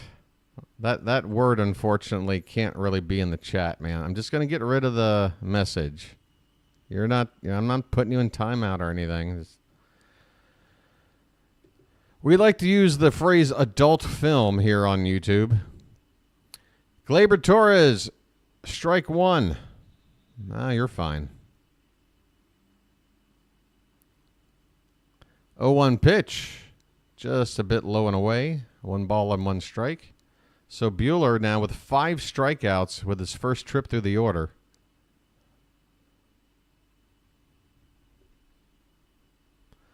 One. That's a breaking ball low and away.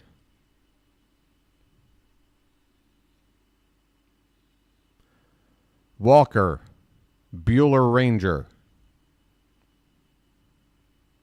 Walker Buehler has to become a Texas Ranger at some point in his career. You got to make Walker a Texas Ranger. It only makes sense, right? 2-1 pitch, up and in, 3-1. Buehler walked Gleyber Torres in the first inning, but worked around it. Got a 3-1 count right here. And that is ball 4. A little bit low. Gleyber Torres, 2 plate appearances, no official at-bat. He's walked twice. And that'll bring up Juan Soto with 2 down and a runner on. It wasn't 9 up, 9 down. It wasn't a perfect game, George, because Torres led off with a walk in the first inning. Here's Soto. We got a no-hitter going, though. And I'm only talking about it because it's so early. If it's still that way after 4 or 5 innings, then I'm going to keep a lid on that. Juan Soto at the plate. He's got a 1-0 count.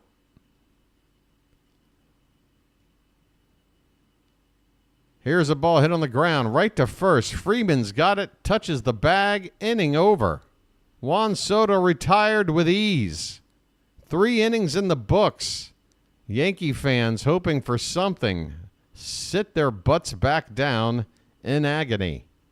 We head to the 4th, 3-0 Dodgers. Oh, Yankee. Looking a little bit stanky. I'd like to keep a lid on it. Nothing would be greater than that to happen to the Yankees in the World Series. Yeah. Especially in their own ballpark. Their $500 billion ballpark. That would be lovely. All right, we won't talk about it anymore, all right? All right?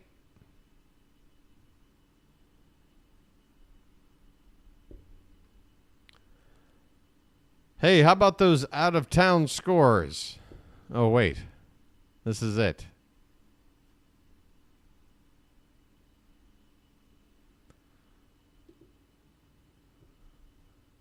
This is the thing that's real, folks. I just want to stay above 2,300, but how is it going to work? I've lost 21 subscribers over the past 23 days. So basically, I'm losing one subscriber a day.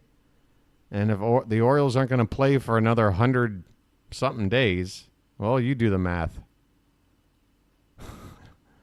Somebody plug the hole. This channel is leaking. Help. Help.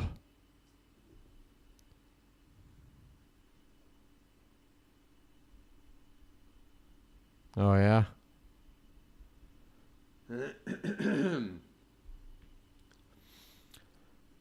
Yep. Boy, if the Yankees don't put up a fight here in this World Series, if they go down easily, yeah, they're not going to look at it as like, hey, we won our first pennant in 15 years. That's progress. No, they're not going to look at it that way. They're going to talk about all the heads that have to roll because they didn't win it all. That's the only acceptable outcome for Yankee Nation.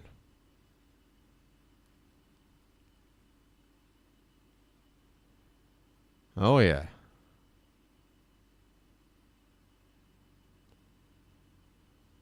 All right, folks, top of the fourth coming up. Yeah, how was that book, Doc? There you go. You can use that quote in the baseball short you want to write. Feel free.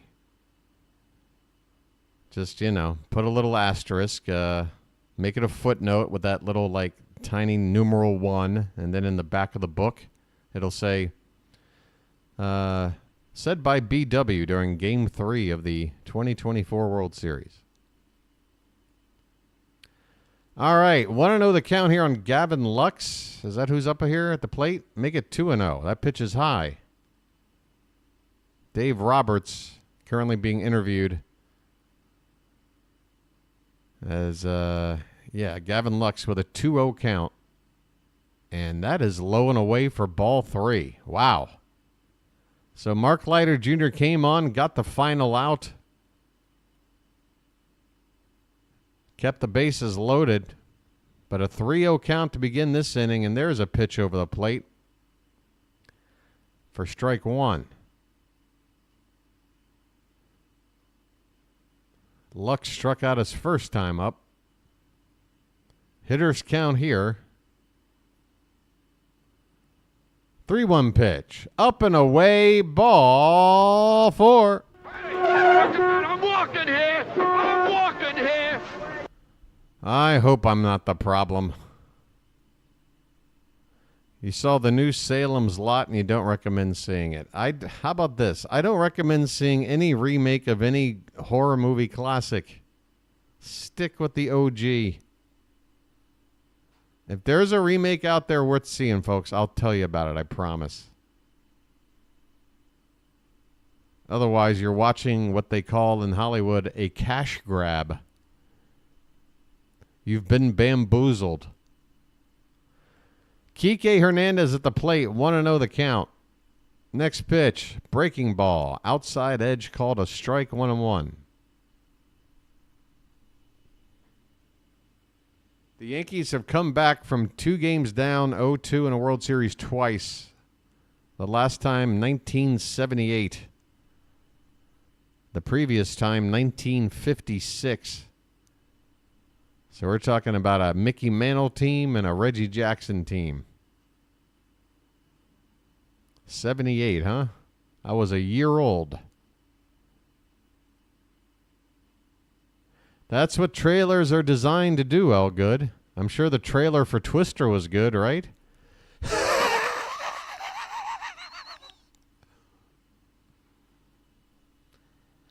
Is there an F5? It's the finger of God. 2-1 the count on Teoscar Hernandez. Pitch. Swung on. Hit in the right center. It'll get down for a base hit. Go ahead run Lux is going to go to third, and he's in there safely. A pretty good throw out there from Soto and right. But Lux with pretty good speed and a good jump. First and third for the Dodgers. Nobody out, folks.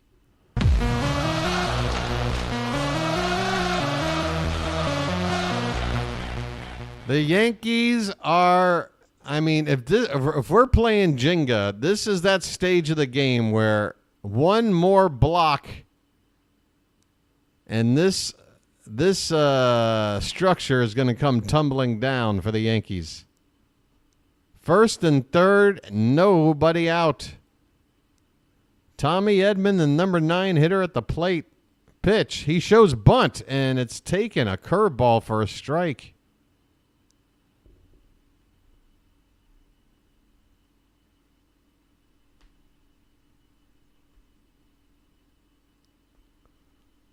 Oh, yeah, that Island of Dr. Moreau. I still highly recommend it if you want a train wreck. Oh, my, what a train wreck. 0-1 the count on Tommy Edman. He shows bunt again. He gets the bunt down, and this is going to not work as Leiter flips it to Trevino at the plate to nail Gavin Lux. The Dodgers are on the phone to make sure this call is good, and they're saying they want a replay. Dave Roberts is motioning for the headset. Ooh, that knee. No, he's out. Eventually, you can't say he's blocking the plate. I mean, he had a path. But in order for Trevino to apply that tag, his body had to move to the left. His knee had to go somewhere. Well, on that angle, see, the problem is even if a fingertip does touch the plate before the tag is on, there is no definitive shot where you can see that. So my best guess is that this challenge is not going to be overturned. My guess is this play will stand.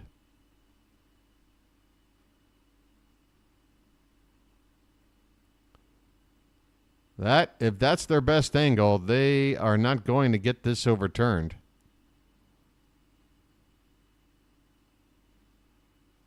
Yeah, he's out. He's just out. Even if there's some way Lux got a finger in there under the leg of Trevino, there's no evidence. You can't sit there and just assume. Or else there will be pandemonium at Yankee Stadium. So this play will stand. If not, I will jump off my balcony. How's that sound? I will jump off my balcony. Don't worry, I'm on the 5th floor. There's a lot of shrubbery below. I think I'd survive. I think. But that's how confident I am. Wow, here's a new angle. Wait a minute. Wait a minute. We've got a... How is this now the first time we see this angle? This is the best angle. I still say the play stands. Yep, he's out. But leave it to this broadcast team to show you what has been the best angle yet until 1 second before they make the call. Because right here is where you can actually see the hand. And I'm telling you right now, that hand gets in between the legs. He might have been safe, but there just wasn't enough evidence. And the best angle they had, I don't even think they were looking at it. By the way, Mark Leiter Jr. is done. They are bringing out Nestor Cortez Jr. From one junior to another, Shohei Ohtani due up. First and second, one out for the Dodgers in the top of the fourth. Pitching change for the Yankees.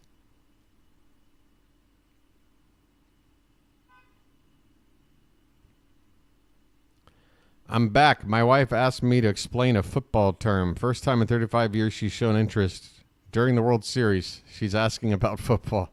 What's the term, Robert?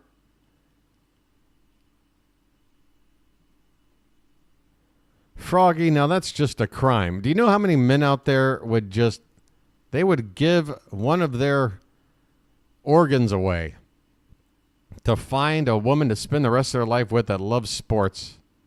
And here you are, that dream woman, and you go out and find a guy that doesn't like sports.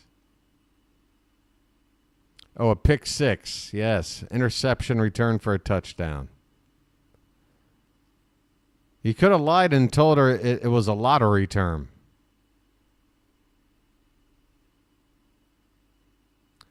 Had them for years. They've all gone home. Well, I'll tell you who's not going home anytime soon. Me. Hey, by the way, folks, I'm pandering for this. I'm being honest about it. I'm completely pandering. But how about a congratulations for your boy BW, who is about to celebrate his 10th Halloween out here in Thailand. When I first came out here in 2015, the first holiday that came up was Halloween. I remember, because I got here right at the end of September in 2015. So 2015 Halloween, 2024, that is 10 Halloweens. I haven't been here 10 years yet. It's only the start of year 10. But wow.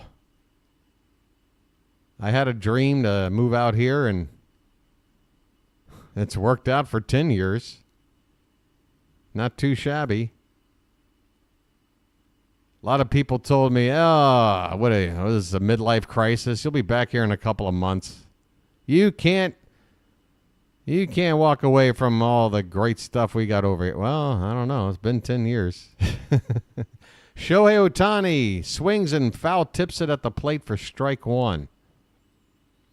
Froggy, not to the extent that the U.S. does, but again, if you go out on Halloween night and hit the nightlife scene, plenty of adults dressing up and decorations and what have you.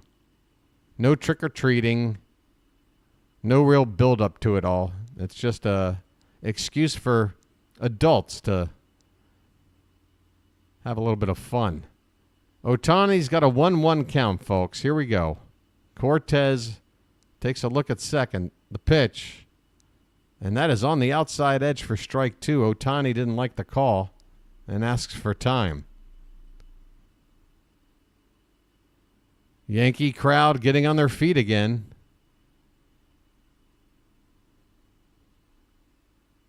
They know how important this out would be.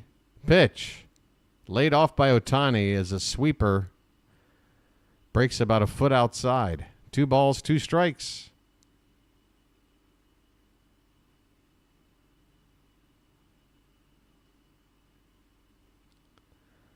The 2-2 to Shohei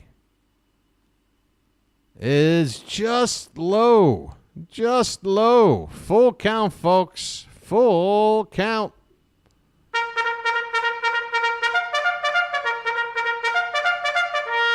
Again, this bugle being brought on loan from Baltimore to the Dodgers. Payoff pitch. Swung on. He reached for what might have been ball 4, did Ohtani, but he fouls it away to stay alive. Still a full count. You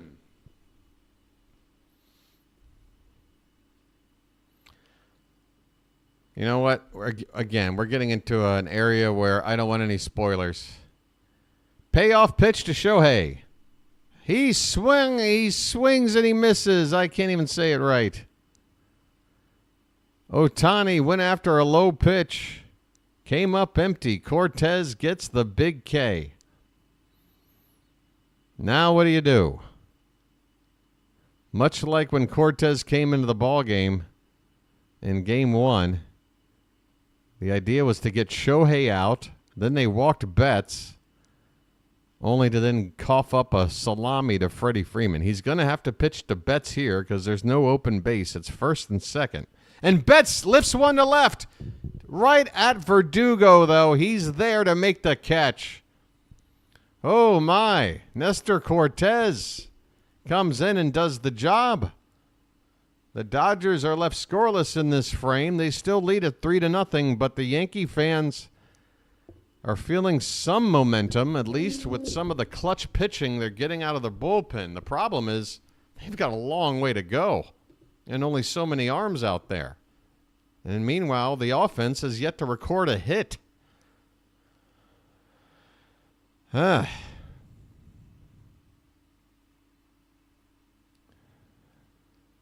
Well, Froggy, I'm with you about like religious holidays, and stuff. And I guess Halloween is technically All Hallows Eve, which is followed by All Saints Day. There is somewhat of a religious / pagan, non-pagan connection. I don't know. But Halloween has always been about fun, right? That's why Halloween's my favorite holiday.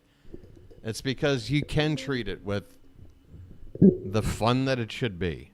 But yeah, other holidays, religious holidays, especially observance holidays. You know how annoyed I get when I see ads for businesses advertising a Memorial Day special? Hey, come on out this Memorial Day weekend. We've marked down all of our furniture 40%. And it's like, really? You're using Memorial Day as a gimmick? It's Memorial Day. Do you know what this day is for? So yeah, that bothers me. But Halloween, I think that's fair game.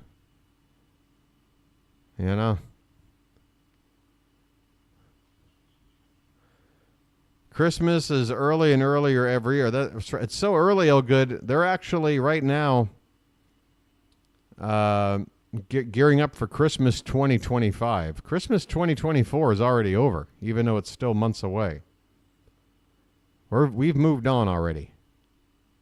That's how early it is now. Who's due up for the Yankees?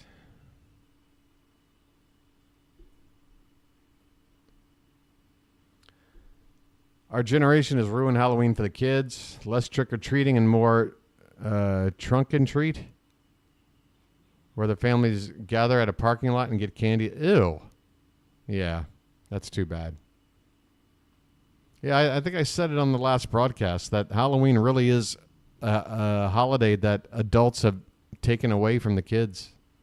I would be so bitter as a kid in the 21st century if I had any access to see what Halloween used to be like for kids like me or generations before mine.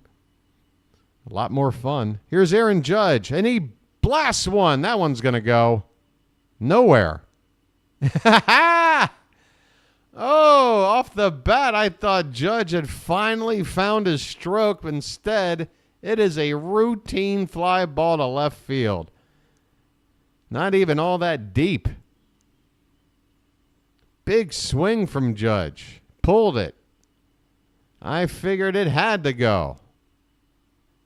Even the pitcher's body language made me think that ball was going. It was a routine fly out. Here's Stanton. He swings and misses. Walker Buehler pitching a hell of a game here. One out in the bottom of the fourth.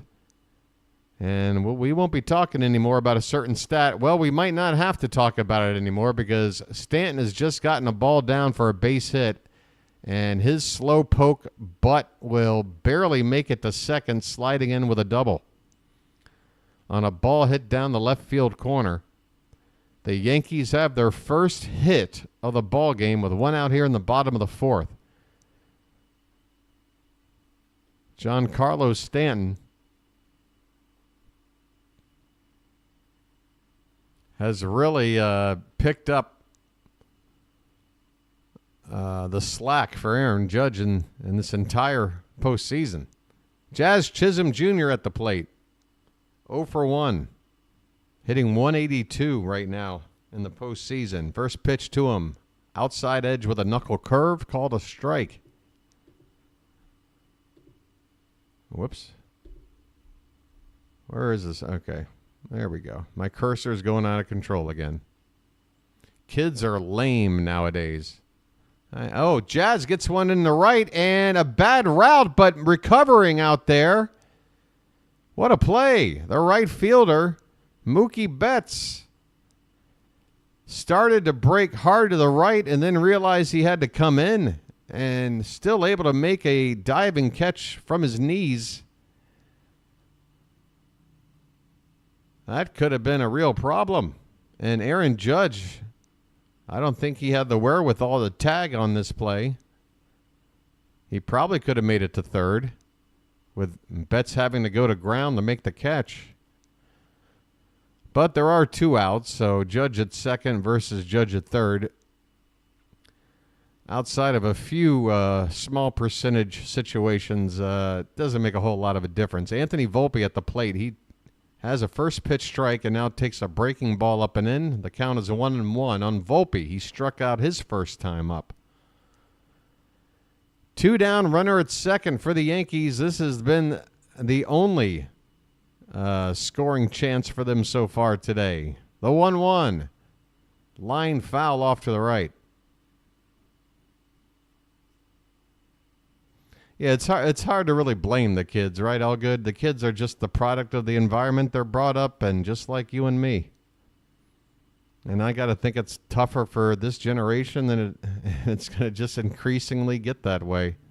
1-2 pitches up and away, and the count is 2-2. I mean, folks, there are kids out there thinking about things and analyzing things by the age of 9 that most of us probably weren't thinking about until we were like 13 or 14. That's how fast these kids have to grow. I mean, it's like they're literally having their childhood taken away from them. Volpe with a 2-2 count after a foul ball. And by the way, this is why I don't have kids. I don't want to try and figure out something. This ball is going to be hitting the left field, and that's going to drop in. Running third and trying to score is Stanton. He's slow, and he is out. They nail slow Stanton trying to score to end the inning. The Yankees remain scoreless. Teoscar Hernandez with a ball in from left field, and Stanton gets the tag slapped down right on his chest. Oh, my. Oh, the Dodgers have this series, folks. The momentum is just too much. Stanton is so slow.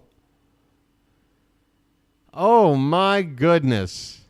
Oh, God, it feels good to watch this series right now. What a good idea your boy had. Just watching newer and more exciting ways for the Yankees to stink. Big buck, stop it all. Oh, my. I mean, I know if you're a Yankee fan right now, you can clap back. You can be like, well, where the hell are you guys sitting in your chairs since the 2nd of October? You guys scored 1 run in the postseason. Can't even win a home game. Swept 2 years in a row. Yeah, I know. I know all that. But hey, if you're a Yankee fan on my channel, what the hell do you expect? This is Baltimore, baby. And we're here to hate watch you. Long way to go. Hey, the Yankees did get a couple of hits. They're finally in the hit column.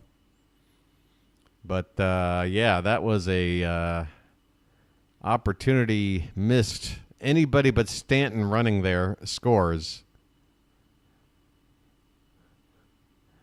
And we ain't getting swept in the well. They haven't been swept yet. Let's not put the proverbial cart before the horse, but I'm with you, Gaming Kitchen. I'm with you.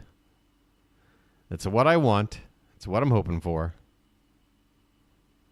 A Yankee dud.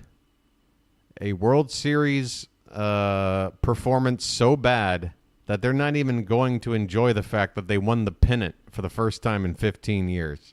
That won't matter to them. It would matter to every other team out there.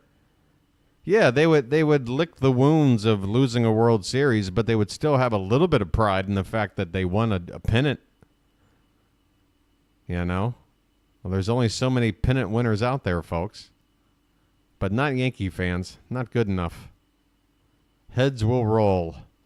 Get rid of Boone. This guy's overrated. Yes, I said he was the best player last month, but now he's gone in a slump, so now he's the worst. Get rid of Glaber. Oh, wait a minute. He went 2 for 3. Re-sign Glaber. Oh, wait a minute. He made an error. Get rid of Glaber. This is the average day of a Yankee fan talking about their team. It's fun to watch. Yankee fans are like Twitter before Twitter. Just extreme overreactions to any and all things. All right, here's Freddie Freeman. Nestor Cortez still out there on the mound, top of the 5th. First pitch is a ball. Next pitch is swung on and missed, and the count is 1-1.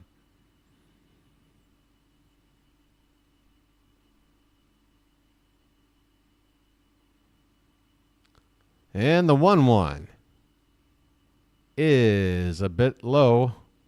2-1 the count. I mean, look, folks, Gunnar Henderson in the 2 games, we needed Gunnar to come through for us in those 2 games against the Royals. Gunnar went hitless. Here's a slow roller to third, and Jazz Chisholm cannot pick the ball. Freddie Freeman is going to reach. I think they're going to call it a hit. No, they're saying it's an error. It's not routine, as Jazz had to charge this ball. A slow roller where he had to do the quick scoop and toss. But the ball trickled under the glove. Looks like they're calling that an error. And that puts Freeman at first base, nobody out. And Teoscar Hernandez up at the plate fouls the first pitch away. Yep, that's a stone-cold error. Tough one on Jazz. 0-1 to Teoscar. He hits one to left and deep. Judge is backing up, but he's got room. He's about 10 feet in front of the track and center. Makes the catch. Good one on it from Teoscar, but he hit it to center. And wound up not being too scary of a fly ball there.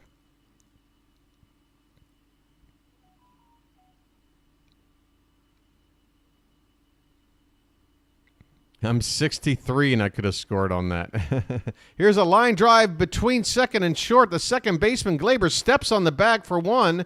Over to first, double play. Max Muncy not having a good night at the plate. And this has been the worst yet. He makes contact and gives the Yankees exactly what they wanted, a double play ball. And credit to Gleyber Torres, because he and Anthony Volpe were converging at the second base bag at the same time. Gleyber able to make field the ball, tag second, and throw to first. Normally not too good of a fielder, Gleyber Torres, but he did the job there. We're going to the bottom of the 5th. This game is half over. The Dodgers ahead 3-0. Sorry, folks. Again, limited on supplies. I've got like one more swig of this. And that's it. Nothing.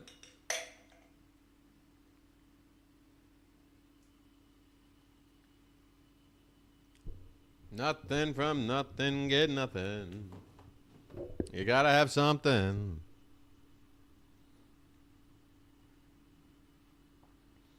Nothing from nothing, leave nothing. You gotta have something if you want to be with me. I got a Rising Rhino on my...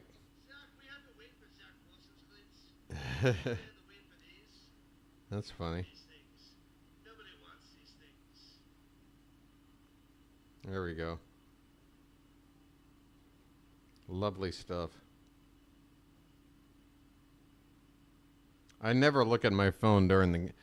Again, folks, there is an outside chance that in the next hour, or, sometime between now and the end of the ball game, that I might be getting a knock on my door from a maintenance man who's here for the seasonal changing of the air conditioner, the filter, dumping out the water tank and all that. It's something I wouldn't mind doing myself, but they've got a policy here about these sorts of things. If you're going to try to fix something and you mess it up, well, you're going to pay for it. Well, I'm not going to try to fix anything then. You do it. If you want to teach me how to do it, I could do it. I mean, it looks like the filter part is easy. There's you got to get in there with a wrench and unscrew this water compartment and dump that out. But in general, it looks pretty, looks like a job I could do. They don't want me to do it, though. All right, here we go. Bottom of the fifth. Here we go. Walker Buehler out there, 64 pitches in. And the first pitch is popped up to right center field by, who is that? I don't know, but Mookie Betts makes the catch. They don't even have time to throw up a name on the screen. It was a left-handed batter. Let me see if I can figure it out.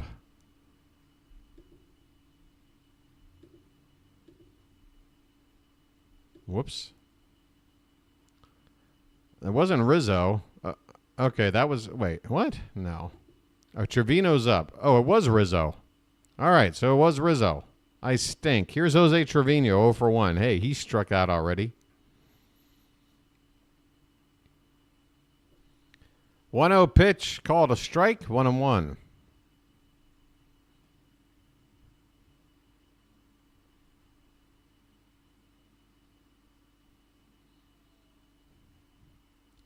Ah, yes, Billy Preston. There's a called strike. 2 strikes now on Trevino. I'm not a fan of the wild card format, even though it allowed the Mets to make it in the playoffs. I'm not a fan of giving... they got to figure out a way for the top seed teams that get the time off. I want that time off shortened by 1 or 2 days. I honestly feel... I mean, I know there's plenty of evidence of plenty of teams that get the bye. They go on to the series. And for them, it's not a big deal. But I've also seen other teams that it feels like it's a detriment. I say start the wild card round the day after the regular season. Not even a day off. Get it out of the way. And start, the division series like on that Thursday or whatever. Well, like 1 day off. And that way you're only like 4 days off instead of 5 or 6. Here is a grounder to third. Muncy picks it, throws to first in time. Trevino retired, 2 away. Nice play by Muncy in the field. Not known for his outstanding glove work, but has been looking pretty sharp over there in this series. Yeah, the 1-game play-in. But at the same time, at least the 1-game play-in does get you right to the division series quickly. I wouldn't mind that either. I wouldn't mind 2 less teams making it in every year. I wouldn't mind it. It just gives more meaning to everything else. It gives more meaning to the regular season. It gives more meaning to winning a division. The 1-0 pitch to Verdugo is fouled away 1-1. 2 down, nobody on in the bottom of the fifth. The Yankees had 2 hits in the previous inning but could not score after getting nailed at the plate with 2 out on that second hit to left. Verdugo takes low, 2 balls and a strike.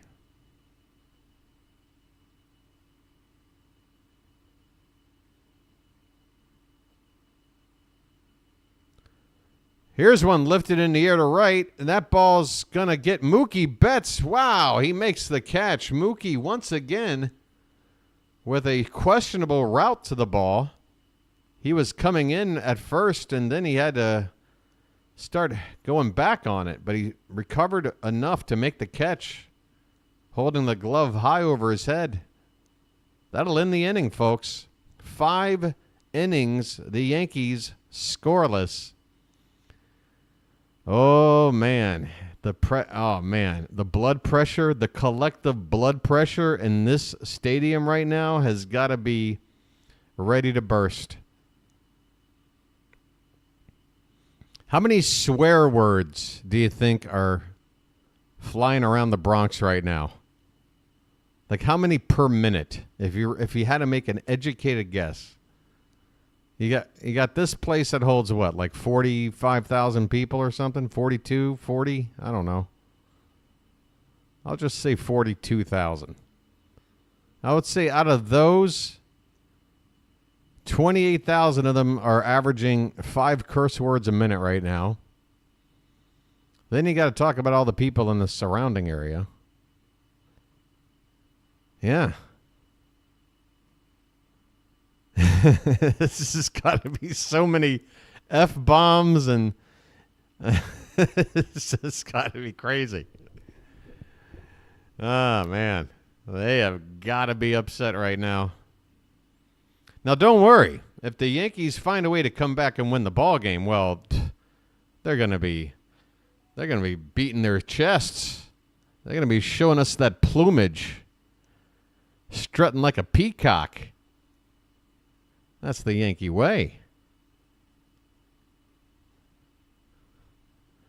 Oh, man.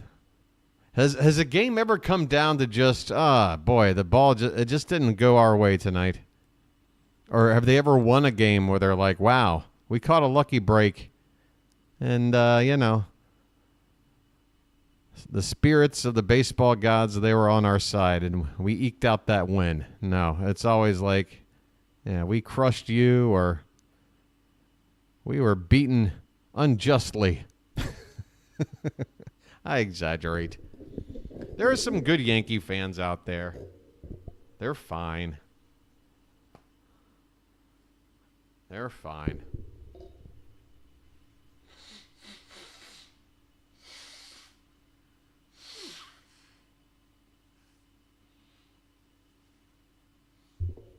See, there you go, Elgood. I trust those figures. Sounds about right. Uh-oh, I might have to refresh the game, which means you might hear a little audio bleed in again. Hopefully this won't take nearly as much effort as the last time. Okay, we're ready to go. Jake Cousins is the newest Yankee arm out on the mound right now. Right-handed reliever. 6, 7, 8 hitters due up for the Dodgers, beginning with Will Smith, and he takes a fastball top of the zone for a called strike. Make that strike 2. I missed the first pitch. Smith 0 for 2 tonight.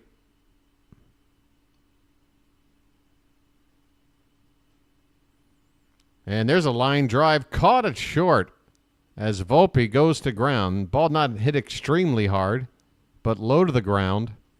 And Volpe, extending to his right, makes the catch. So a soft line out to begin the top of the 6th. Walker Buehler,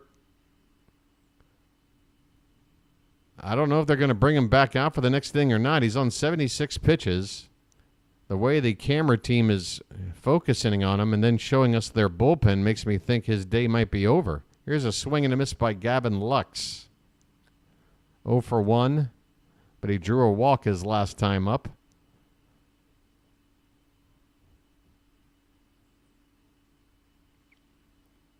Next pitch is a bit inside. 1 ball, 1 strike.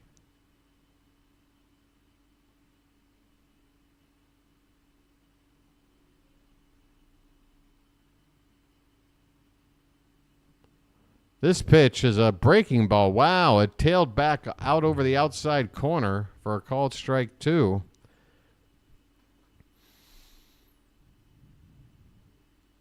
The Yankees, number 8. Means nothing to me. Only the Orioles, number 8.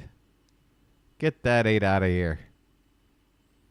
I'll show you a real 8. The 1-2 pitch. Low, 2-2. Base is empty, 1 down, top of the 6th. The Dodgers ahead 3-0. They went ahead 2-0 in the first on a two-run homer by red-hot Freddie Freeman. Added another in the 3rd inning on a RBI single by Mookie Betts. It's been that way ever since, although both teams have had their chances.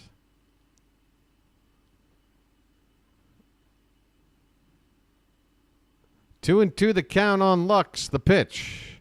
Oh, I got in there and hit him. Right between the right arm and the back as Lux turned away from the pitch. A good spot to get hit by a pitch if you're going to get hit. Got enough meat there to absorb that. Going to leave a purple mark, but he'll be all right. Gavin Lux takes first base with 1 out. And that'll bring up Teoscar Hernandez. He's got a base hit tonight. Dodgers only have the 3 hits. And that's a wild pitch, and that ball goes all over the place. Lux had already taken off. So that's going to be a stolen base, despite the fact that it's a wild pitch. Lux was already on the move. So that takes the conventional double play off the board. Runner at second base with 1 out. And now a couple of chances to knock him in with a base hit. And that ball's hit up the middle, and there's your base hit. Gavin Lux hits third. He's coming around. Aaron Judge's throw in is not in time. Lux scores, and the Dodgers have taken a 4-0 lead. Folks. Oh, my goodness. It is raining Yankee tears right now. Folks, the forecast calls for precipitation. Expect 2 to 3 inches of Yankee tears overnight. Please act accordingly. 4-0 Dodgers. Teoscar Hernandez with another postseason moment for him. He loves October. Here's Tommy Edman. Runner at first, 1 down. He takes a called strike. Folks,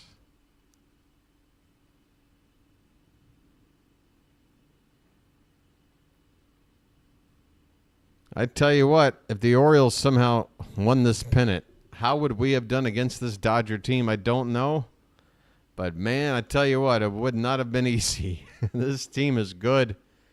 And Shohei Ohtani hasn't even really done that much in these 3 games. But they got a lot of players that don't make the headlines, making them here. Tommy Edman, Gavin Lux, Teoscar Hernandez, guys like that.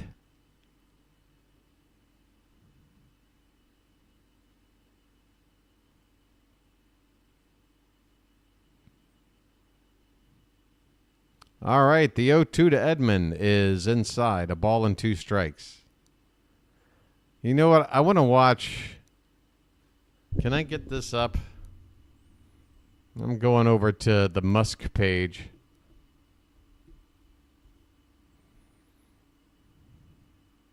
There is a pitch just off the outside for ball 2. 2-2 to Tommy Edman. I'm just going to search Stanton. I want to watch a replay of that play at the plate over and over again. This pitch is up and away, and the count has gone full on Edman. Hey, look, here's Giancarlo Stanton running home. There you go. That looks about right. Stanton rounding third. Swing and a miss. Throw down to second, and out. Is that a strike him out, throw him out? for the Yankees. Dave Roberts wants somebody to pick up the phone. I mean, the ball definitely beat the runner to the bag. It was whether or not he snuck a foot in, and he did not. He is out easily. Teoscar Hernandez trying to steal second. So that'll bring this inning to an abrupt end.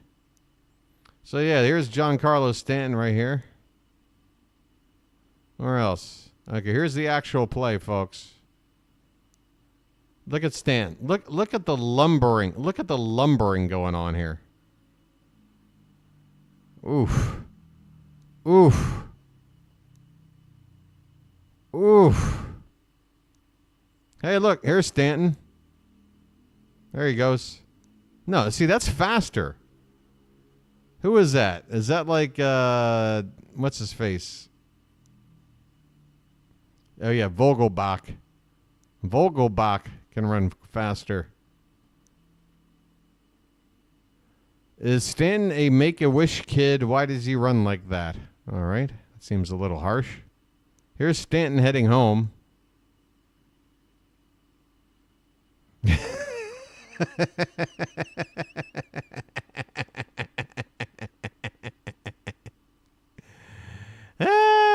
Yeah, it looked about like that. You're almost there. Going for the slide. Yeah, there he's in there. Stanton's in there. And Stanton scores. All right, there he is.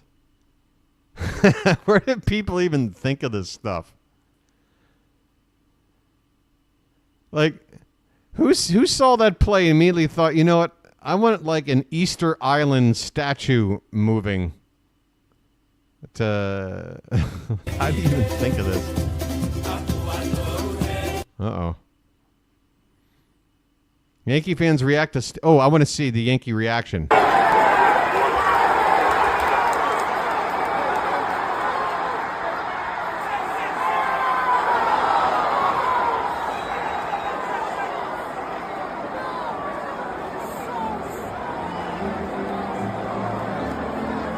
I wanted more than that. That wasn't enough for me. By the way, folks, we are in the middle of a commercial break. Hang in there. Stanton rounding third. No way. He doesn't show that kind of form. Tony Soprano running through the snow.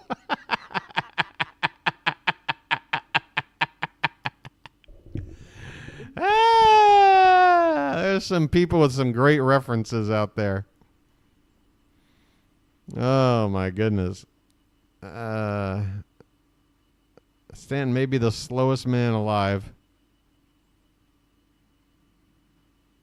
That's where Stanton was when the ball went into the glove. Okay, we're back underway, folks. Bottom of the sixth. We'll have some more fun here, hopefully, in a minute. Brewster Gratterall is on to pitch. He's only made one appearance and pitched one inning. He gave up a walk in that appearance, but nothing more.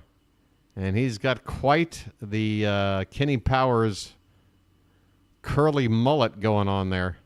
1-1 pitch to Gleyber Torres is low and outside. 2-1 the count. 4-0 LA. Bottom of the sixth. So Walker Buehler's day is over after just 5 innings. He was fantastic. Gratterall with a 100-mile-an-hour sinker that looked like it caught the bottom of the zone, but he does not get the call, and the count is 3-1.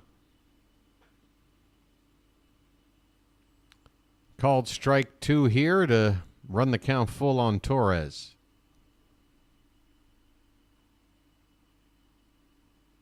The Steelers have taken the lead.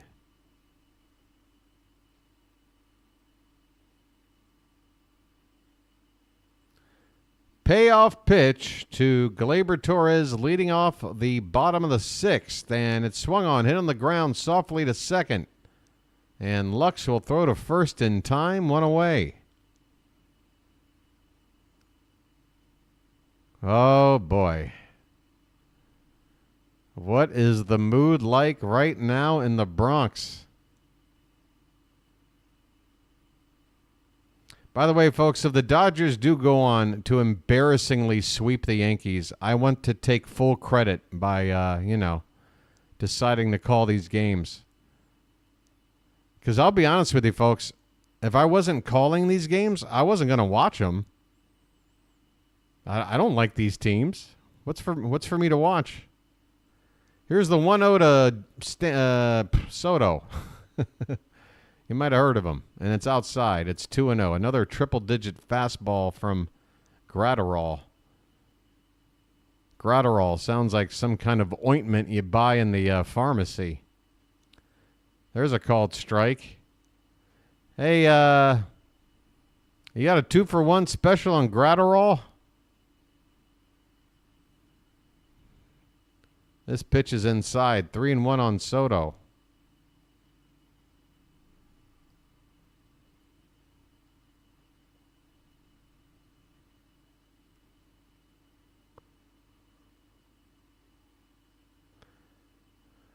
One out, nobody on, bottom of the sixth. Dodgers ahead 4-0 and lead the series 2-0. And the pitch to Soto is outside for ball 4. Gratterall walks Soto. Now this is going to be a very interesting matchup. You got Gratterall, who throws very hard, but he hasn't really been too active. You know Judge wants to sit on a heater, right? I could see Judge doing something here. And in fact, the Dodgers also think something could be on because there's a mound meeting going on. Excuse me. I almost had the hiccups. I don't know how. Is there anything in this fridge?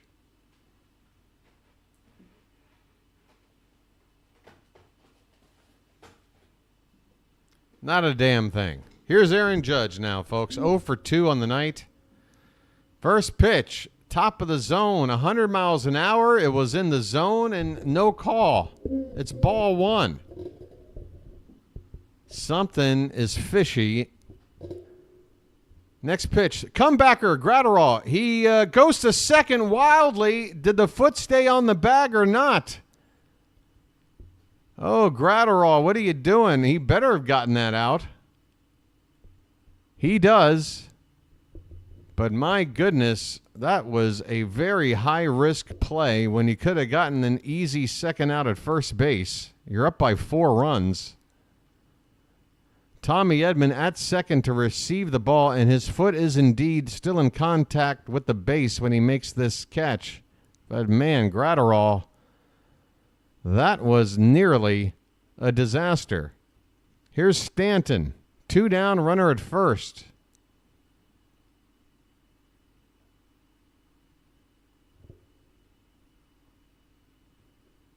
Next pitch, swung on, fouled straight back, 1-1 the count. So Aaron Judge in another huge spot can only hit the ball back to the pitcher. My goodness. Yankee media and Yankee fan base is going to have a field day. Stanton tries to go opposite field on a late swing, but it goes foul, and the count is a ball and 2 strikes. One more strike will get the Dodgers out of the 6th.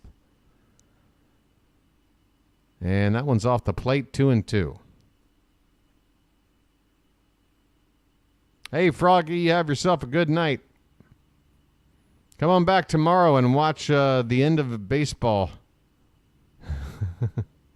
2-2 pitch. Swung on. Again, back to Gratterall, but he can't get a glove on it. It is up the middle for a base hit.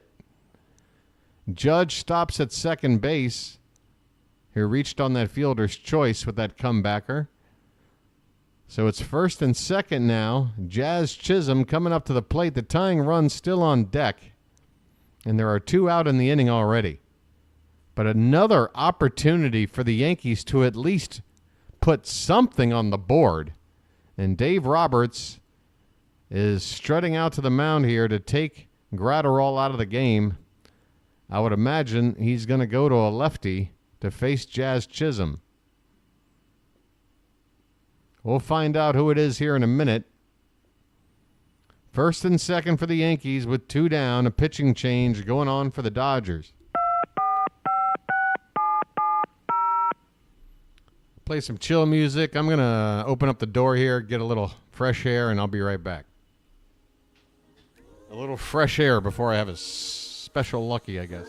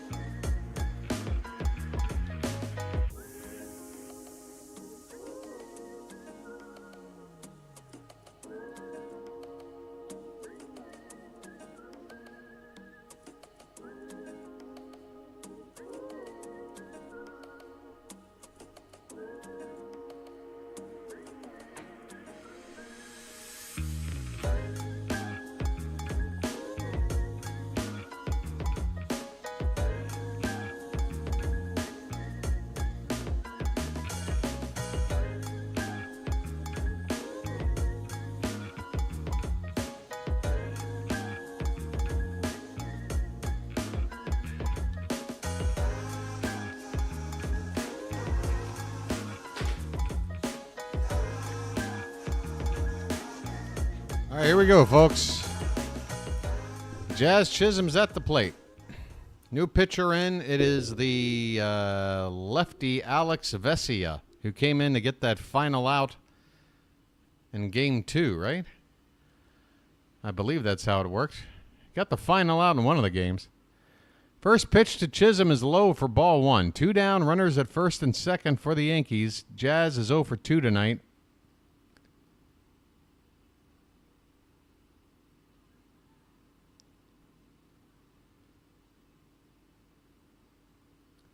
And the 1-0 is low again. Same spot, 2-0.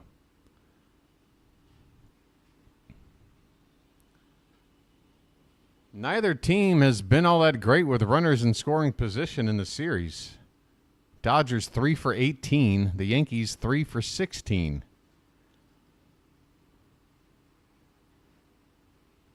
2-0 pitch.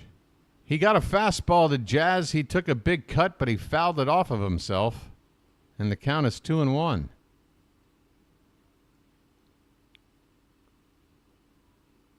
Let's see where that hit him. On the foot. Looks like on the front foot, the right foot.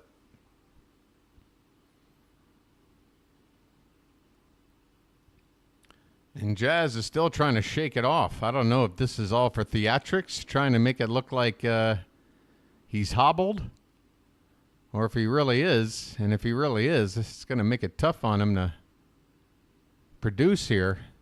Lefty on lefty, 2-1 pitch coming from Vesia. The pitch swung on, and a liner, a short hopper to second. They go to the bag at second for the force, and this inning is over. A short hop liner to second. A flip to the bag for the force. 6 innings in the books. The Yankees are still scoreless. We go to the 7th, 4-0 Dodgers. How about that? What's going on? Folks, I might be going down later to the club and celebrate. Where'd you from? Baltimore. What? Baltimore. Baltimore? What's that?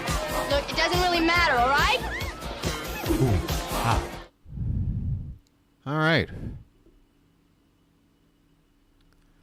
I mean, you know, I'm a Lucky Strike fan from way back, so.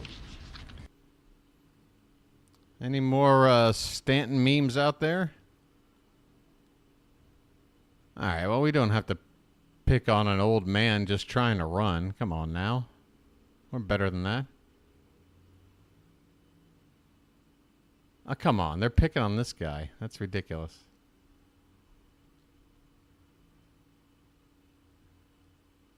There's Stanton rounding third.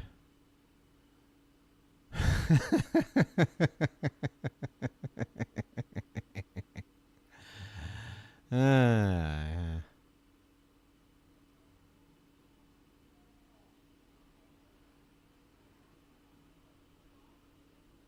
A lot of similar. Oh, is this another angle?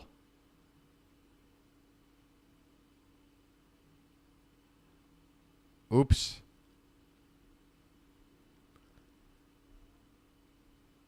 Ah, boy. All right, we're seeing a lot of repeats. I think we got the message. Hey, folks, I got a new subscriber. Holy Toledo, folks, sound the klaxon. My goodness. Do you believe in me? I don't believe it. No, I don't believe it. I don't. I offer you the opportunity to join me in glorious battle. Ladies and gentlemen, for the first time in 27 days, a new subscriber. Look, a positive uptick. I can't believe it.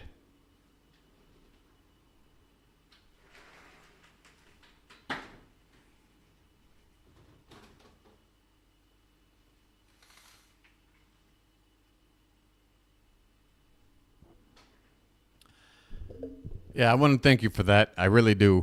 And I want to thank you very much for that. I really do. What is this going on? Was this pregame? Yeah, thank you to number 2302. Welcome aboard. Please stay subscribed as we begin the top of the seventh. Tim Hill, the lefty, out here for the Yankees. And he is on to face the top of the Dodger order, Shohei Ohtani at the plate. Next pitch swung on and missed. 1-1 the count. All right, at that rate, I can get back the 22 subs I lost right around opening day. This pitch is high, 2 balls and 1 strike.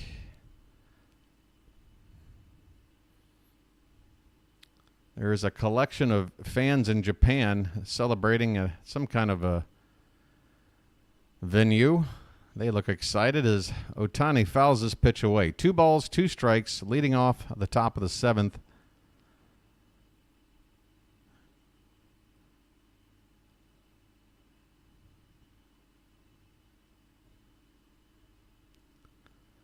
Right after a bit of a equipment adjustment, back in the box. Next pitch is popped up left side and out of play. Still 2-2 on Ohtani. I am really hungry. God, let's make this game go quick. Come on now. That and the aircon guy. I just got a feeling he's going to be knocking on my door in like half an hour. This pitch is popped up by Ohtani on the infield. In foul ground, the third baseman, Jazz Chisholm, makes the catch. Ohtani, they say his shoulder is okay, but tonight at the plate hasn't really looked like typical Shohei. That was a weak pop-up on the infield. He's also struck out tonight. Here's Mookie Betts. He takes up and away on a fastball. RBI single back in the 3rd inning. That's the last. No, that's right. The Dodgers just added 1 more in the 6th. That made it 3-0 at the time. RBI single back in the 3rd inning for Mookie Betts. There's a called strike. It's 1 ball, 1 strike. Next pitch is off the plate outside. 2-1.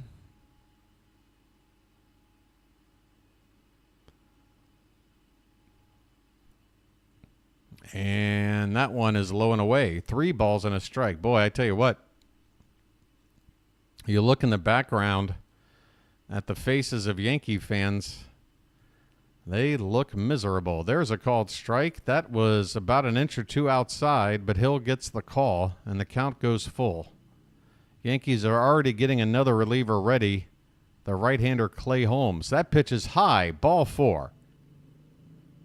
Not even close. Betts draws a 1-out walk, and here comes Freddie Freeman with a chance to perhaps lock up the MVP of this World Series if he can come through with another clutch big hit here.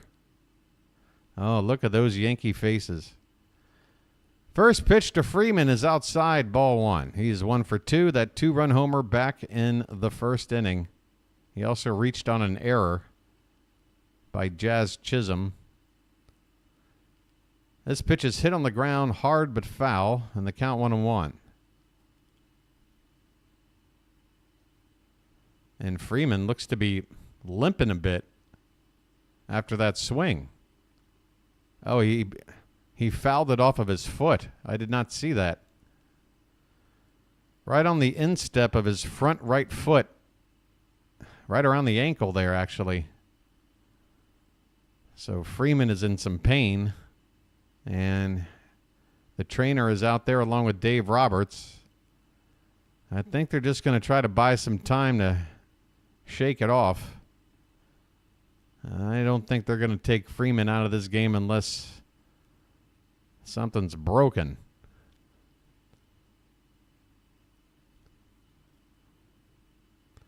All right, we're about to get started here.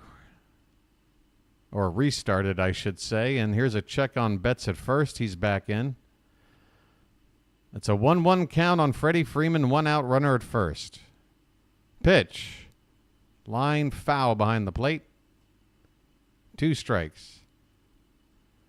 Robert, he had like an ankle issue coming into the series, actually. So he was already nursing a problem. I don't know if it's the same leg, foot, ankle, whatever, but yeah, he did come into the series a little bit hobbled, but you wouldn't know it with the way he's been hitting. This pitch is fouled away.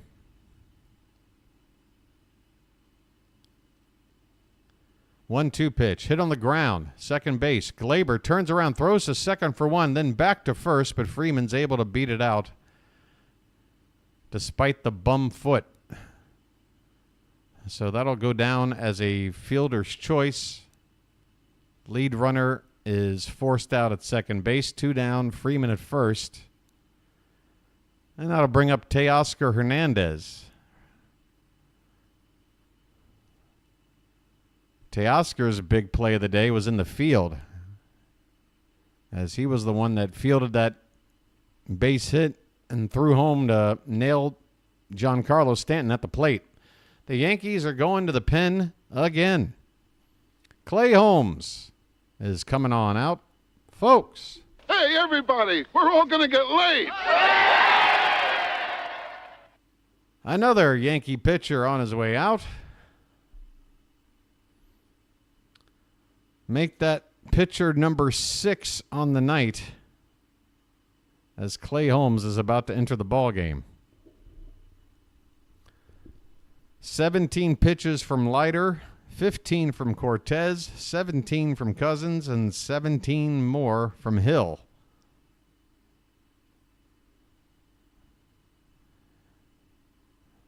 I tell you what, if the Yankees find a way to climb back into this thing, they're going to have Luke Weaver and who else? They're running out of arms here.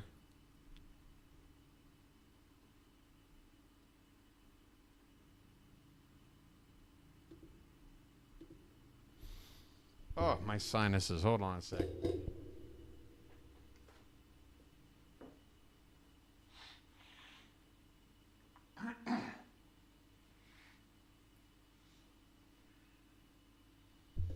Ooh, all right. All right. Let's take her home, folks. Let's take her home. All right. I'm afraid to look, but how are we looking here? Average view, less than 3 minutes. That is definitely people clicking on my channel and going, what is this garbage? and taking a hike. Now, this can't be right. Obviously, 7 likes. It has to be inaccurate, right? Who knows what's accurate on this thing? 7 likes. Impossible. Hey, folks, if you're just joining us, welcome to the Orioles Birdwatcher channel, a channel dedicated to covering all Orioles baseball games live. But our season is over. We're here to cover the World Series. It's a special presentation on the channel. Game 3 here. Clay Holmes coming out to pitch. 6th Yankee pitcher of the night, and we're only in the 7th inning. This pitch is hit on the ground. A diving attempt by Volpe, but it is into the outfield for a base hit. Going first to third is Freddie Freeman. It looks like his ankle is fine. A 2-out base hit for Teoscar Hernandez. Clay Holmes faces one batter and gives up a hit, and I'm sure that makes the Yankee fans happy. 2 down in the inning. A chance for the Dodgers to open the floodgates and maybe put this one completely out of reach. They already have a 4-0 lead. 1st and 3rd, 2 down. And here's Max Muncy. He walked in the 3rd. Hitless otherwise. And a check swing foul on the first pitch.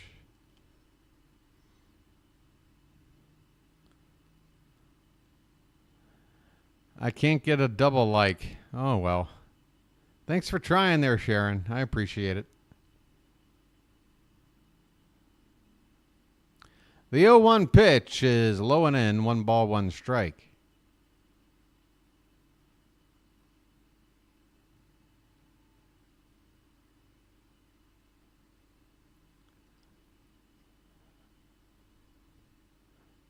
Holmes goes with his next pitch in a swing and a miss, an awkward swing at a slider in the dirt.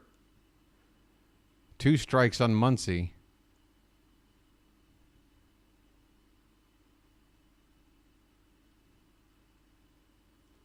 Back in the box, Holmes from the stretch. 1-2 pitch. That is low and in. Muncy does well to lay off a pitch that was in the zone there until the last moment. 2 balls, 2 strikes. Activity for the Dodgers in the bullpen. Hudson, the right-hander. Here's a 2-2 pitch, swung on and missed. A slider low. Muncy chased, and Muncy has struck out again tonight. The Dodgers leave a couple of men on base. They failed to add on to this 4-0 lead. They go to the bottom of the 7th now. 7th inning stretch time in the Bronx, where you'll never hear this. Thank God I'm a country boy. Thank God I'm a country boy. Thank God I'm a country boy. Bottom of the 7th coming up. 4-0 Dodgers.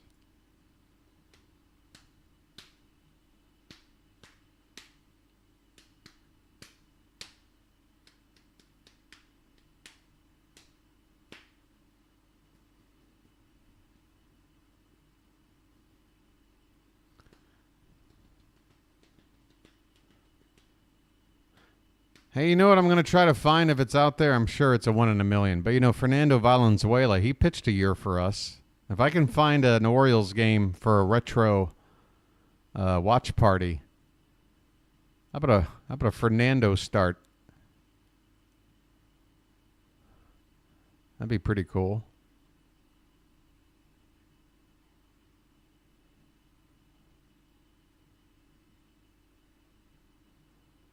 So what were the final scores of the first 2 games of this series? 6-3 and 4-2. So 14-5. The Dodgers have outscored the Yankees so far in this series.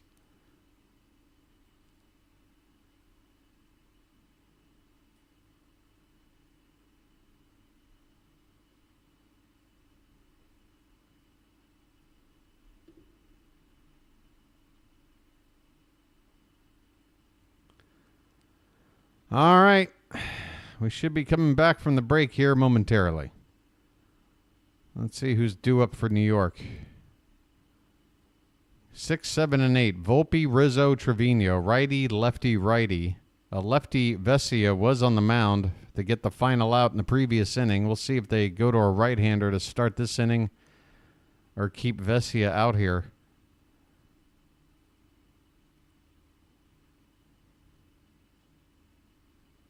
Sorry, I'm moving all over the place.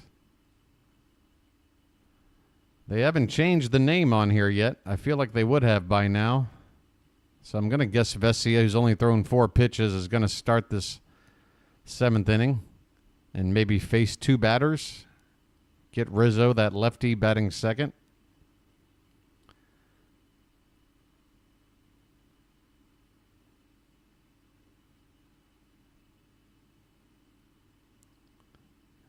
Each of the 3 batters due up have struck out tonight. All right. Let's get this game going. I feel like this break has been on forever. I mean, my TV's not frozen. I'm watching the MLB commercial break in progress screen, which is moving. Where's the ball game?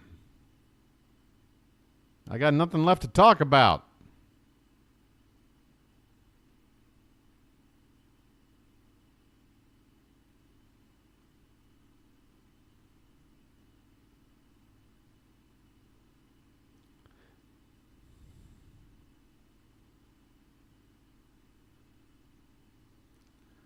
All right, folks. Let's get back to business. By the way, regardless of the outcome, Game 4 tomorrow night, same time. I'll be on the air at 7:55 p.m. Eastern.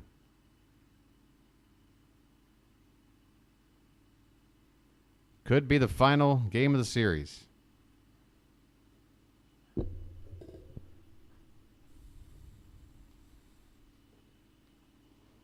My God, what is this extended break? I'm looking at the history of postseason appearances for Yankees and Dodgers. It feels like it's been 10 minutes. All right, here we go. Here we go. A shot of the stadium.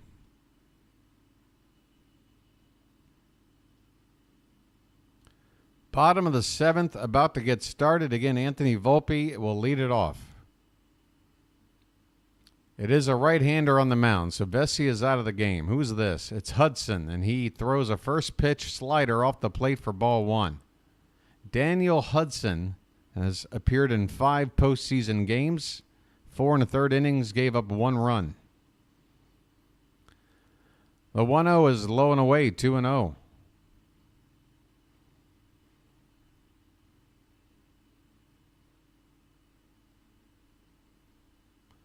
Volpe had a base hit back in the 4th inning, one of 3 Yankee hits. And that pitch is a called strike, inside edge, 2-1 the count.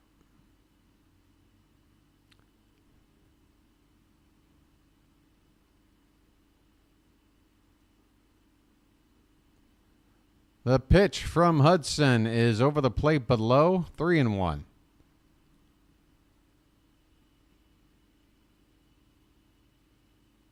In the 9 postseason wins the Dodgers have collected so far, the bullpen ERA has been just 1.31. There's a called strike. The count is run full.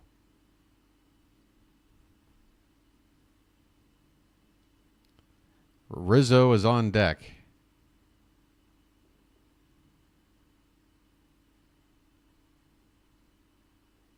Freddie Freeman is my new favorite non-Orioles player. Nice. Who's my favorite non-Orioles player? I might have to stop and think about that. This one's hit in the right field. Could be trouble. Down into the corner. That ball is just foul. Just foul. That ball, if it's a little bit to the left and maybe a foot or 2 higher, would have snuck out of here for a home run. That ball looked like it hit 1 or 2 feet to the right of the pole and just 6 inches short of the wall, the top of the wall. That's how close that was. One of the cheaper home runs you'll ever see.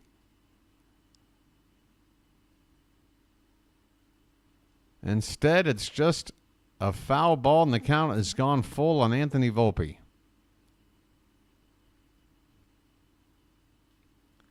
Payoff pitch, swung on, and a bat flies out of Volpe's hands as he fouls it away. The bat goes flying into the Dodger dugout. And what are they doing over there? A Dodger coach and a player seem to be barking at each other about what to do with the bat. By the way, that bat looked like it landed on Dave Roberts' head. Not with any real force, but my goodness. There's a called strike, and the Dodgers got the break on that call. That pitch looked an inch or two outside. So Volpe's retired, I guess, on a strikeout with that swing. Where'd the ball go? I thought that was a foul ball. There's a called strike at 0-2. Is that a Volpe strikeout? It has to be, right? It's not in play. Okay. He struck out. I thought the ball went with the bat. I guess they caught the ball. My vision stinks, folks. Sorry. 0-2 the count on Rizzo. The pitch. Taken low. A ball and 2 strikes. This is the worst offensive performance I've ever seen by the franchise in the playoffs. Yep, well, I mean, it's only gotten progressively worse, right, as this pitch is low. I mean, you go back to Game 1, that was the tight game, extra innings. The Yankees put 3 on the board. Then Game 2, they can only put 2 on the board. And now Game 3, they're looking for just 1.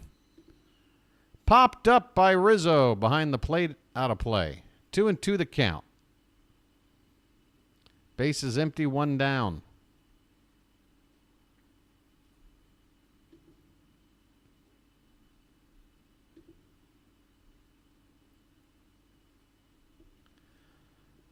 Two from Hudson is up and away, full count.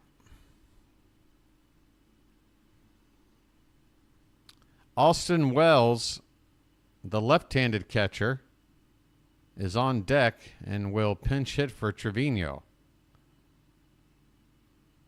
Pitch. Fouled away. Will still keep this at-bat going with a full count.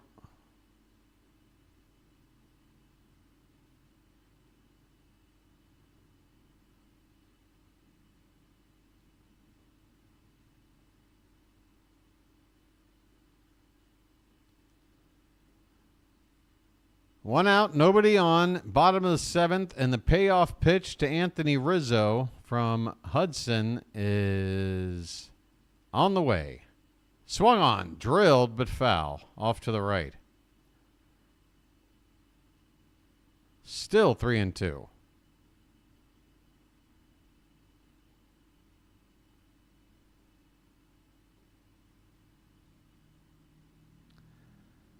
This will be the 9th pitch of the at-bat, and it is drilled right center field. It's going to get down and split the outfielders, cut off before going to the wall, and they're actually going to be able to hold Rizzo to a long single here, a 1-out single for Rizzo.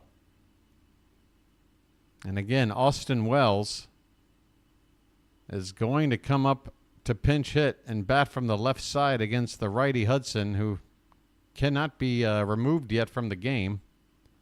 He has not faced the minimum yet.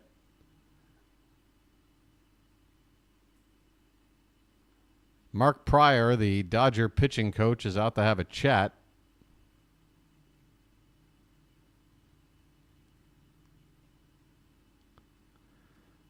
Fourth hit of the night for the Yankees. Dodgers only have 5. So in the hit department, it's pretty close. It's that whole run thing that's given the Yankees problems. Anthony Banda, lefty, getting loose for L.A. Wells digs in. He's 1 for 8 in the World Series, striking out 3 times and hitting just .098 in October. First pitch to him is off the plate outside with a fastball for ball 1. Wells' job is just to keep the line moving. Yankees need a big rally here.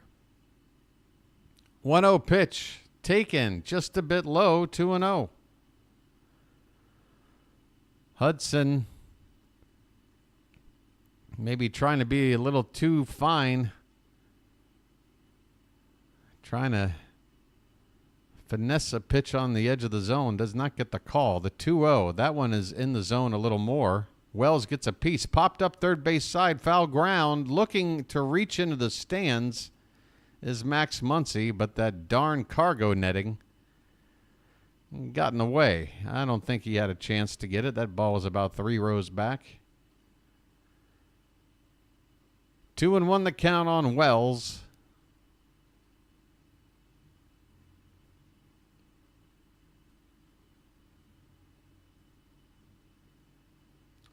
This will be the 20th pitch from Hudson since he's come in. And that is a called strike on the outside edge. Just kissing the outside edge. There have been pitches farther off the plate than that have been called a strike. So if Austin Wells has been paying attention, he shouldn't be too upset with that call. Here's the 2-2. Again, trying to hit the outside edge. Hudson goes an inch or two farther away, and the umpire won't give it to him. We got a full count.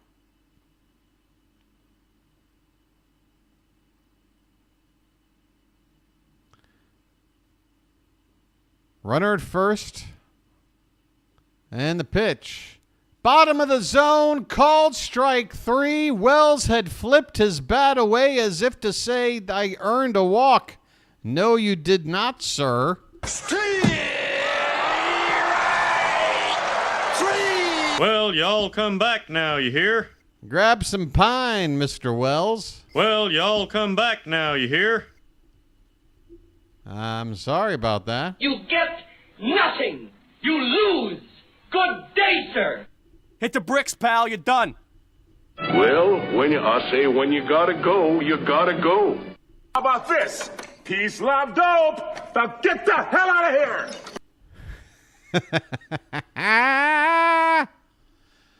We got another pitching change. Hudson has now faced the minimum 3 batters. And the lefty Banda was getting loose out there. That's probably who's going to come in next. With who's due up? Verdugo. You got Verdugo and then Glaber and then Soto. So 2 of the next 3 lefties. They could pinch hit Verdugo with Jason Dominguez if the Yankees were feeling frisky. Is Dominguez ever going to make an appearance in this series? I don't know, but I would think this might be the moment you might see him. Switch hitting outfielder, rookie. A lot of Yankee fans would prefer to have Dominguez playing over Verdugo. But with the lefty Banda coming in and the lefty Verdugo due up, I'm going to guess they'll pinch hit with Dominguez here. We'll find out in a moment.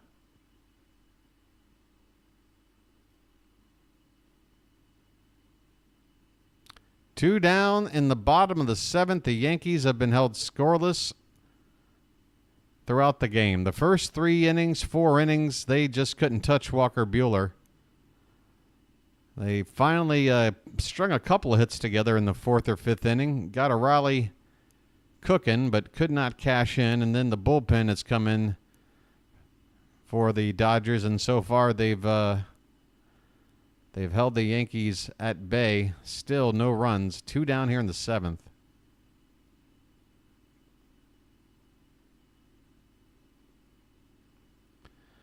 Right now, what's Mookie? Sorry. Once again, my memory lasts for about 2.5 seconds. What's Mookie right now? The MVP or something? I mean, Freddie Freeman for me is the MVP if this series ended today.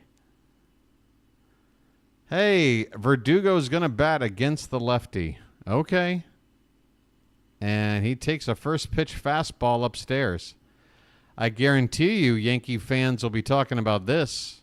Where's Jason Dominguez, they'll say. Why did you leave Verdugo in there, they'll say. But, of course, if Verdugo produces, they'll say, what a stroke of genius. This pitch is just a hair inside, and the count is 2-0 on Verdugo. He is 0 for 2, including a strikeout, and is hitting 175 in the postseason. But apparently that's better than trying Dominguez out. That pitch is low. Banda is trying to be too fine.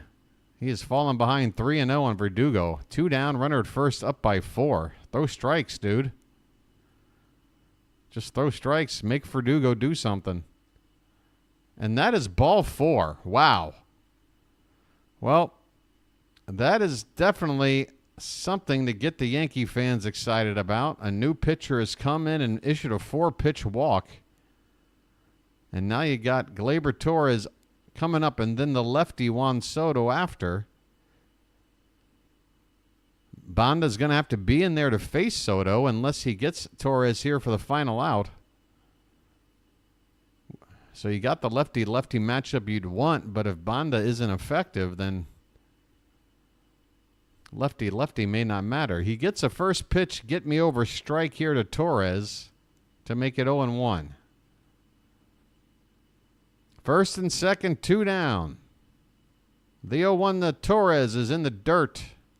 A ball and a strike. A righty, Brazier, getting loose. Is that Ryan Brazier, right? The 1-1 pitch. Swung on and fouled straight back by Torres. He got a high heater. Just got a little bit under it, but timed it well, but fouled it straight back. That's when you know you just missed it. 2 strikes on Torres. First and second, 2 down. Juan Soto, who would be the tying run in this inning, is on deck. So a huge spot in the ball game here. The 1-2 to Gleyber is swung on and fouled away. A slider that came in on the hands. He turned on it, got a piece to stay alive.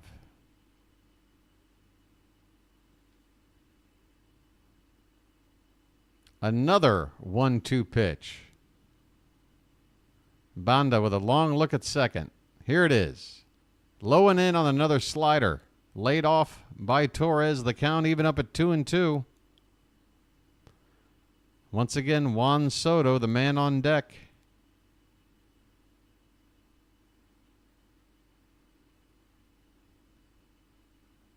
Two balls, 2 strikes, 2 on, 2 out. The pitch. Upstairs, and it's strike 3. What happened? Did the ump say he swung? There's no way that's in the zone. That pitch was 4 inches above the zone. What are they saying? He went? It looked like a regular punch-out, not a you went too far punch-out. Juan Soto is screaming from the on-deck circle. Oh, Juan, the bat has been taken out of your hands, sir.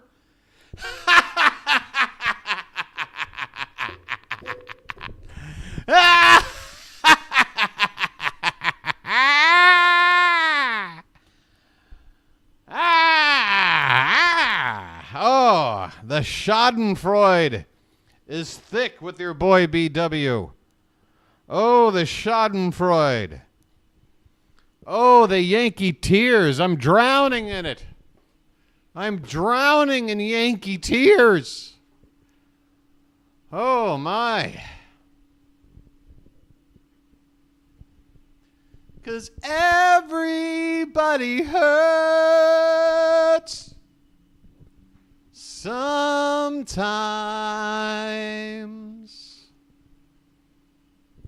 Sometimes every swing is wrong. Sometimes money doesn't buy you championships, and the day is long. Hold on. Hold on. You're never re-signing Soto. Hold on. If you feel like crap in the bed. Sorry. I'll be okay. How we doing, folks? Don't let yourself go. All right. Top of the 8th coming up. The Yankees have 6 more outs to play with. Yikes. How much are the seats there at the ballpark again? You got to pay $1,000 per hit to sit there.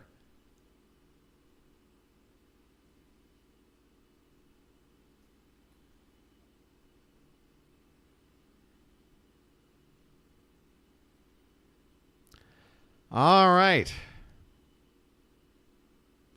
Top of the 8th. Okay, here we go. Will Smith at the plate. Here we go. Who's on the mound now for the Yankees? Still Clay Holmes? Here we go. Holmes versus Smith, and the first pitch is a slider in there for a called strike. 4-0 Dodgers, top of the 8th. Austin Wells remains in the game behind home plate. Trevino out of the game. Here is a sweeper off the plate. Hey, user 1990 in the chat, are you still around? You appear to be a Yankee fan.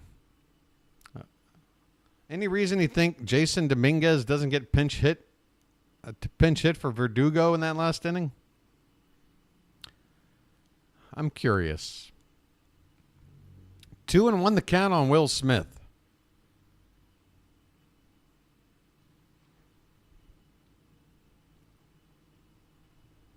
Next pitch from Holmes is a check swing appeal, and he went around, did Will Smith. The count even up at 2 balls and 2 strikes.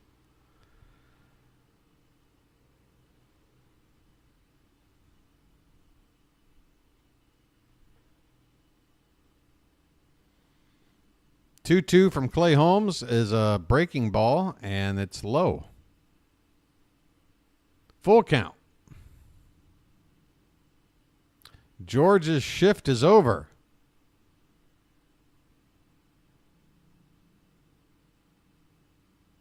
Pitch. Swung on. That is going to be a soft liner right to Glaber at second base. Just didn't get the sweet spot. And that ball came off the bat probably at about 45 miles an hour. Soft, like a soft toss to Glaber at second base for out number 1 here in the 8th. All right, it's after 10 a.m. my time. I could be getting a knock on my door at any moment. We've got a pitching change happening. That's it for Clay Holmes. Busting ass out of the outfield bullpen is a right-hander. And it doesn't look like Luke Weaver, so who is it? It's got to be like the only other guy left. Oh, Tommy Canley. Forgot about him. Forgot about that guy. All right, pitcher number 7 coming in for the Yankees with 1 out here in the 8th. My goodness. Folks, that pitching scorecard looks a whole lot like Game 2 against the Rangers for the Orioles last season when Grayson Rodriguez got knocked out early. And instead of having a long reliever, Brandon Hyde said, you know what, I'll just throw out pitchers there, middle relievers, one after the other, and get me through like 6 1/3 innings that way. I tell you what, it's been okay for the Yankees. They've only given up the 1 run since the departure of Schmidt.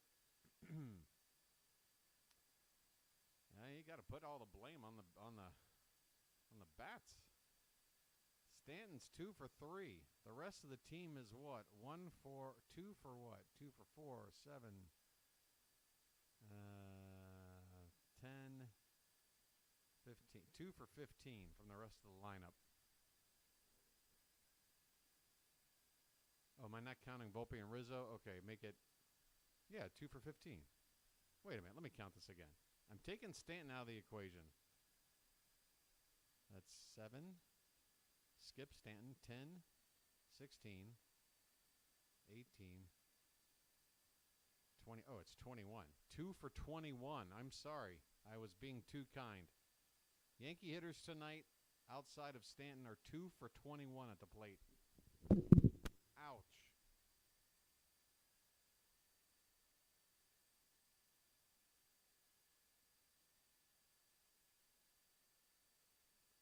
All right, Tommy Canley.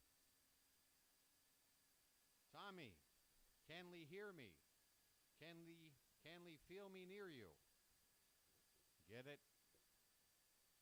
Canley has yet to give up a run in the postseason. 7 2/3 innings of scoreless work. And the first pitch to Gavin Lux, bottom of the zone for a called strike.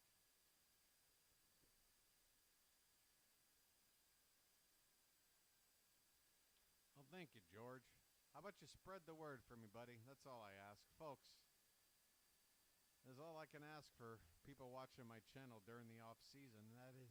That is spread the word, because, man, I'm going to have to survive a channel that can only watch its numbers go down for several months before I can pick it back up again. Here's a ground ball first base side, but it's foul. Fielded by Rizzo, but it hopped over the first base bag and foul ground. 0-2 the count on Gavin Lux. 1 out here in the top of the 8th.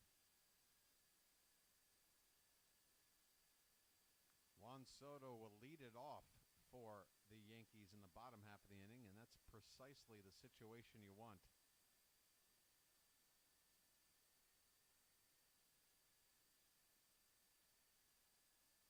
Here is the 0-2, the Lux. And he takes it below the zone for ball 1. Tommy Canley loves to throw changeups.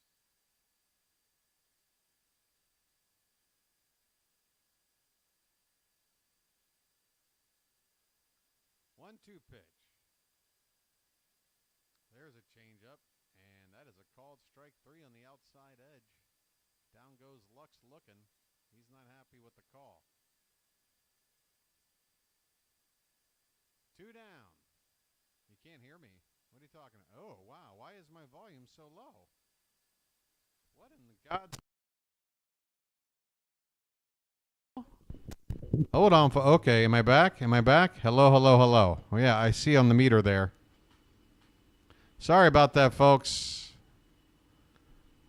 I guess moving the microphone around, I did something stupid. I'm sounding okay now, right? Teoscar Hernandez at the plate, 2 down. Nobody on. He's got a 1-0 count. Some feedback, please, that you can hear me okay again. Swing and a miss. The count is 1-1.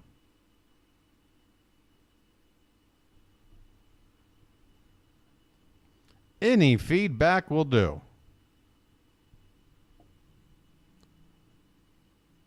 The 1-1 pitch to Kike popped up. Right side. Shallow right. Rizzo, the first baseman, going out. Soto's right behind him, but Rizzo makes the catch. All right, thank you, folks. It seems like the lag has gotten out of control, though. That's the end of the top of the 8th, by the way, folks. Bottom of the 8th coming up. Soto, Judge, and Stanton. If the Yankees are going to make some noise, you would think this has got to be the inning.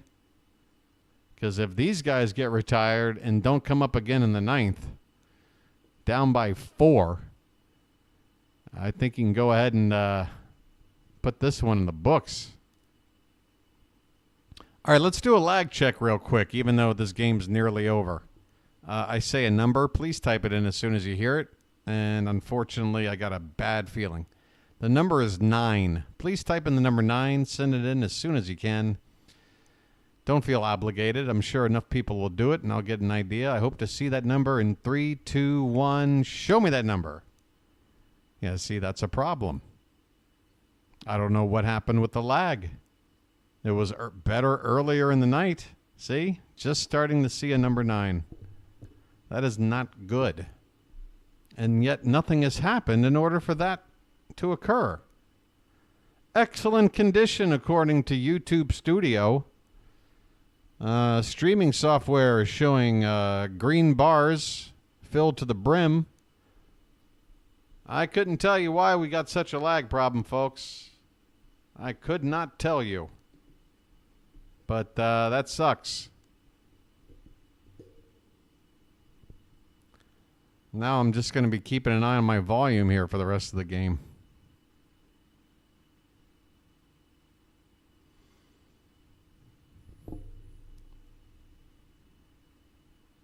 I am starving.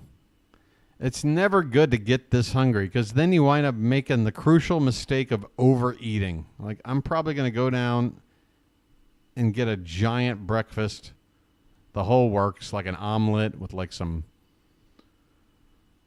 like home fries, orange juice, coffee, toast, a strip or two of bacon. I don't need all of it. I'd probably be fine with just one egg and a slice of bacon and a cup of coffee, but I'm so damn hungry.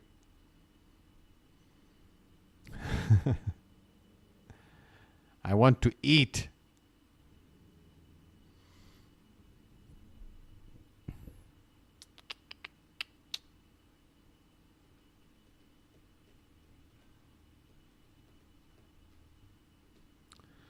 Come on now. These commercial breaks are getting longer with every inning. Probably not. I'm just really hungry. Ryan Brazier, right-hander for the Dodgers, is on to begin the bottom of the 8th. L.A. leads at 4-0. Soto at the plate, and he takes up and away from a fastball from Brazier at 95 miles an hour. 1-0 the count. Shepherd's pie. The 1-0. Check swing. He did not go. They appeal. I already knew he didn't go.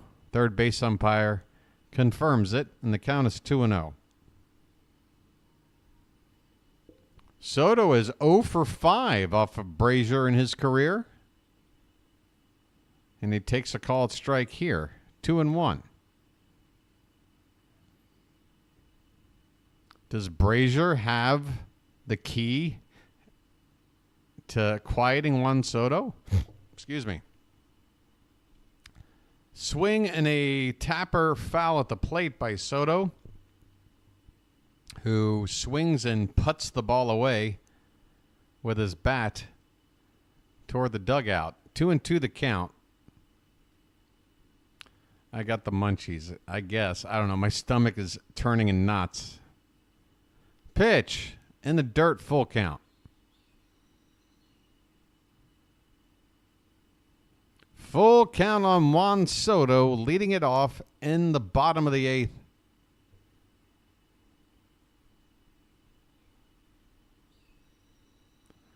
All right, with the food.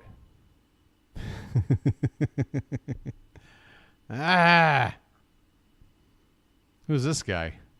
Pitch. Swung on. Soto gets into one to right, but it's going to hang up there, and Mookie Betts makes the catch. 1 down.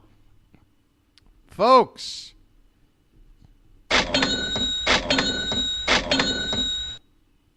Juan Soto unable to get on base to me. Holy cow, look at some of these celebrities. They all look haggard. Why does every celebrity look haggard? All right, the pitch to Stanton is low. 1 ball. I mean, I haven't even had a decent shave in weeks. Hey, there's Rick Pitino. He looks like Richard Lewis. Kenny Albert talking to a young woman about a third his age. Here's a swing and a miss by Judge. The count is 1-1. So all of the important people around New York are here to witness this fantastic ball game. Judge is 0 for 3, and he swings and misses for strike 2 on that pitch from Brazier. Please strike this guy out one more time. Judge is 3 for 8 off of Brazier lifetime with a home run. And he asks for time here.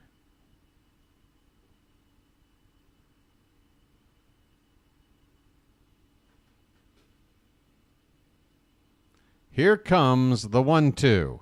Laid off by Judge on a pitch low and outside. 2 balls, 2 strikes.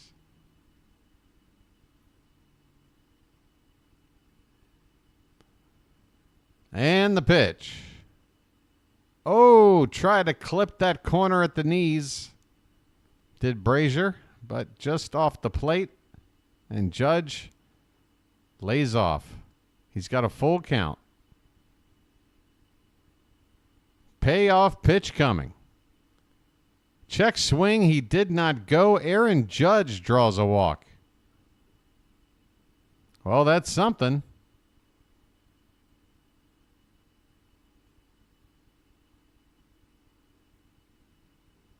So Brazier, the righty reliever, retires the lefty Soto, but walks the righty Judge, and now Stanton gets a chance with a runner on base. Most he can do is cut this lead in half.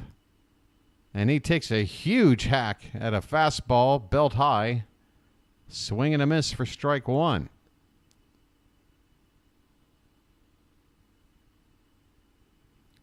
One out, Judge at first. 0-1 pitch, laid off on a pitch below the zone.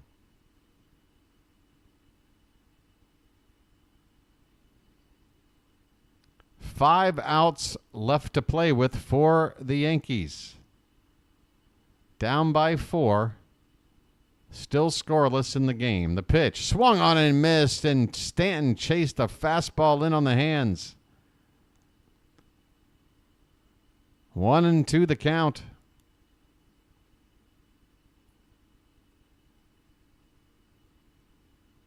Brazier's next pitch. Breaking ball. Called strike 3. A slider at the top of the zone, and Stanton was frozen solid. Well, y'all come back now, you hear? Well, y'all come back now, you hear? Well, y'all come back now, you hear? How many called strike 3s on the Yankees in this game? Here's Jazz Chisholm, 2 down, and he takes a strike at the bottom of the zone at 96. Jazz taking a look at the ump and shakes his head. Oh, these Yankees are frustrated. 0-1 pitch. Called strike 2, outside edge. Jazz looks ready to slam his bat down. He has to walk away with a timeout. He takes his helmet off, spits on the ground. Dude, don't think about it too much. You're digging your own hole right now. Be a little more mature about things. Yeah, let your manager bark for you. You're the one. Look at him. He's turned around and he's gesturing at the ump. What was this? Jazz Chisholm is digging himself a hole here, folks. I thought he'd already asked for time once, but right now he and the umpire are not best friends. Oh, the Yankee frustration is palpable, folks. Here's the 0-2 pitch. Laid off, a pitch low, 1-2. Jazz is probably muttering under his breath. Are you sure, ump? 2 down, runner at first. The 1-2 to Chisholm. Swung on, fouled at the plate. We'll do it again.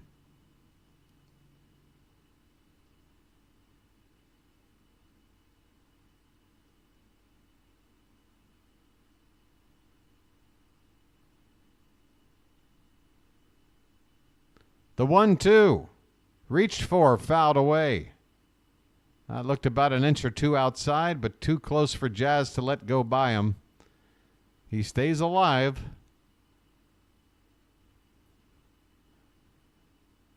Michael Kopech getting loose for the Dodgers. Here's the next pitch. Swing and a miss. Jazz went after a fastball up and away, and he comes up empty. Well, y'all come back now, you hear? I'm saying it right now, folks. The Yankees don't have it in them for a comeback. I know it's easy to say, they're down by 4. How many times a team's down by 4 in the 9th come back? I'm just saying it's not even going to be a rally. It's going to be a quiet 9th. It is going to be a quiet 9th. This game is over. Hey, folks, I ain't a lady, but I'm fat enough, so I'm going to start singing. Yankees lose. The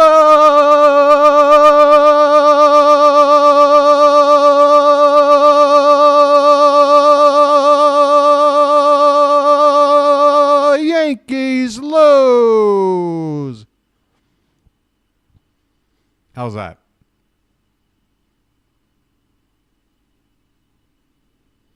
Hey, Shantae, how you doing? Haven't been here lately, but I wanted to say hi. You sound like every relative of mine. Yeah, I haven't bothered to check in with you, BW, but, I just want to say hi. How you doing, Shantae? You may as well hang out here for the next few minutes and watch the Yankees lose. That's right.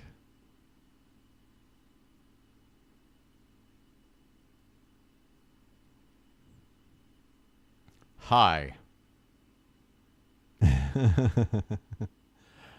Hi. Hi.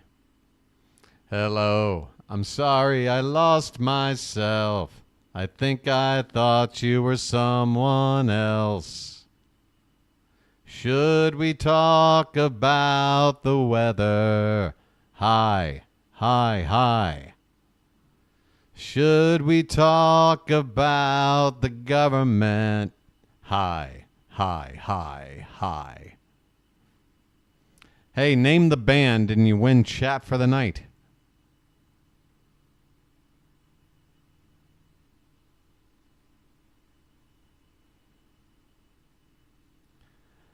We are waiting for the top of the 9th to get started. One more chance for the Dodgers to add on to this 4-run lead and take a 3-0 lead in this series.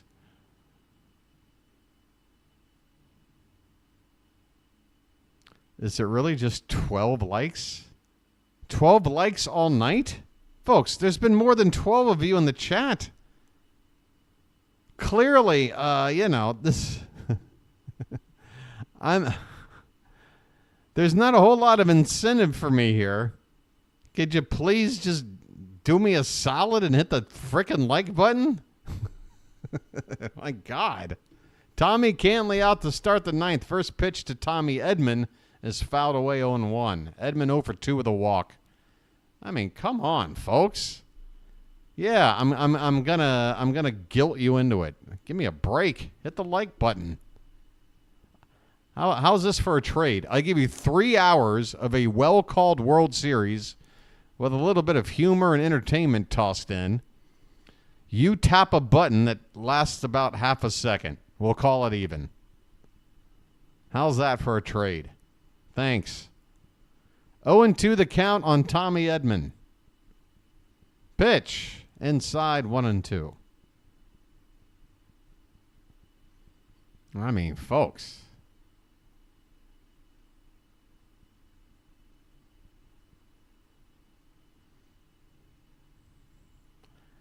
The 1-2 pitch. That is a ball that's chopped to third. Chisholm over across the diamond and just in time to beat Edman, who got down the line pretty quick. 1 away in the 9th for the Dodgers. Back to the top of the order for Ohtani. He and Betts will get one more chance. Ohtani's had a quiet series. He hasn't been the problem for the Yankees.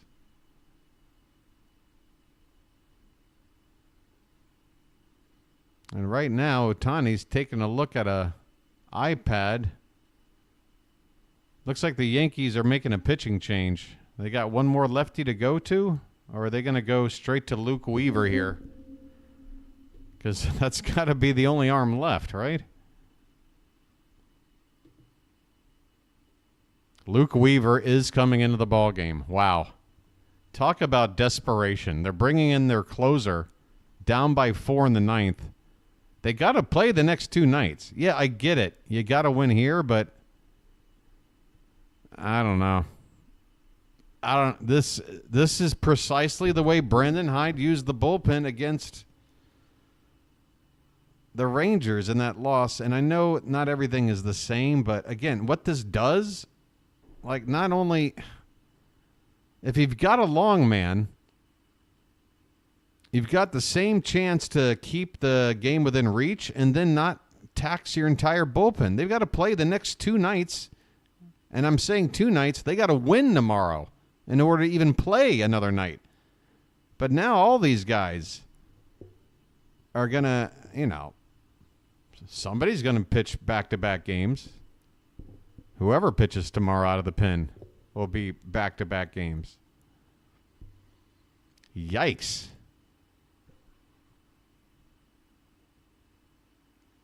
So it was at 16, and now it's only... Okay, something is going on, because I thought the likes were higher than that, too, a while back.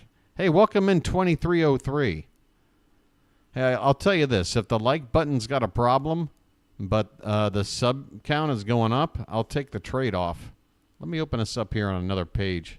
See if I can figure out what kind of monkey business is going on with my channel here. What in the hell?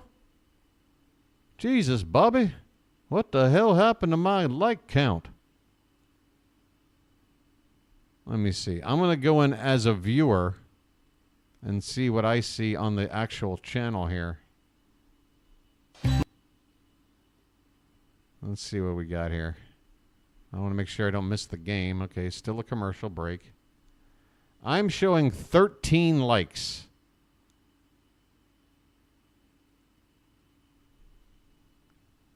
And I've got the plug-in software that will show me dislikes if there are any, and no dislikes. 13 likes. Hey, folks.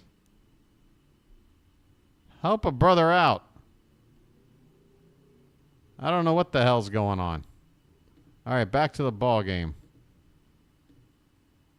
I mean, it's not the be-all, end-all, people, but, when you're a YouTuber and you see something strange going on, you kind of want to know why. I don't think it's a huge deal for tonight, but going forward. All right, here we go. Shohei Ohtani, first pitch to him from Weaver is low and in. That hit Ohtani? Did that get a piece of Ohtani? It must have. He's taken his base. And the Yankees are on the phone. I don't think they thought he got hit. I didn't see him get hit. The ball's low, comes in, and it hits right off the toe. Ohtani was indeed hit by that pitch, and the best way you can ask, he probably barely felt it. They are reviewing this play, but I can tell you right now, Ohtani was hit by that pitch. That'll be a runner at first. It just skips off like the side of the shoe. It also touches a bit of the catcher's mitt on its way behind the home plate. So you got Ohtani at first base. Why this is taking any length of time to review, I have zero clue. This should be a 10-second look. What the hell are you looking at?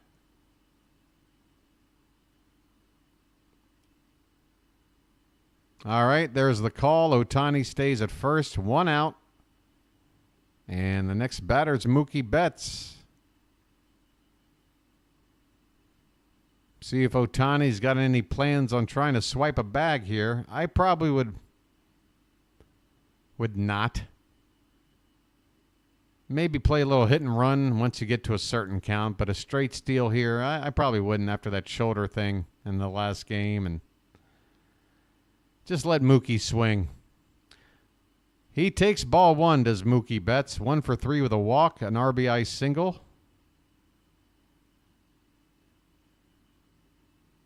Oh, that's right. Check for that shoe polish.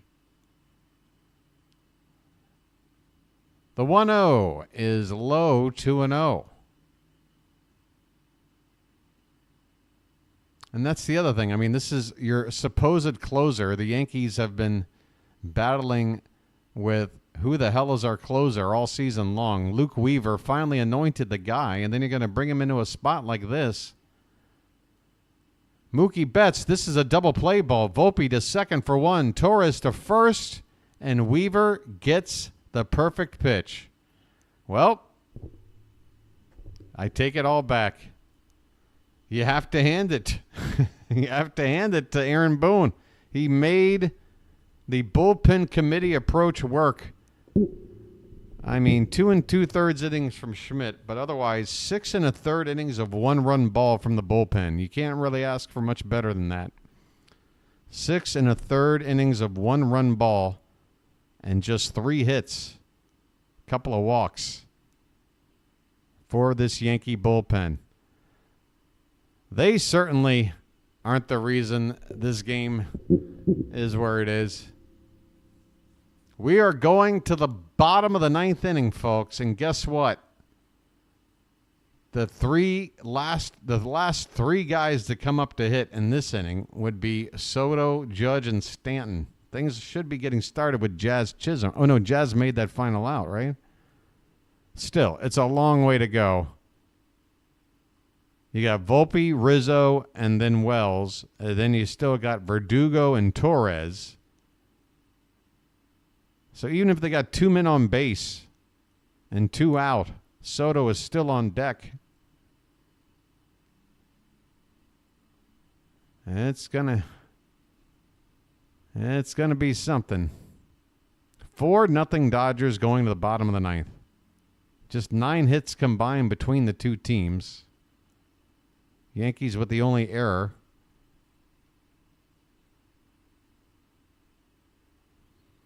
I just like moving my cursor around. I'm sorry, folks.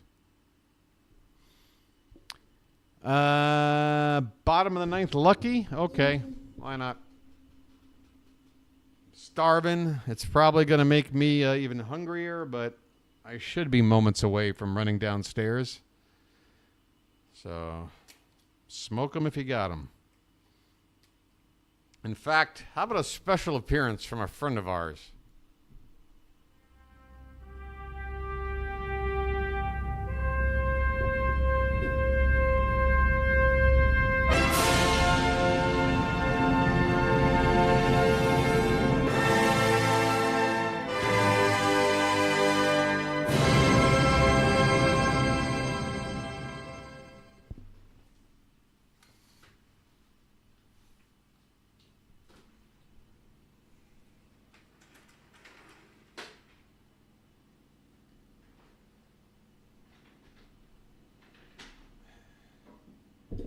Here we go. Bottom of the 9th. On the pitch, Michael Kopech. 7 innings in the postseason. 8 appearances. 1 earned run. Anthony Volpe at the plate. First pitch. Up and in for ball 1.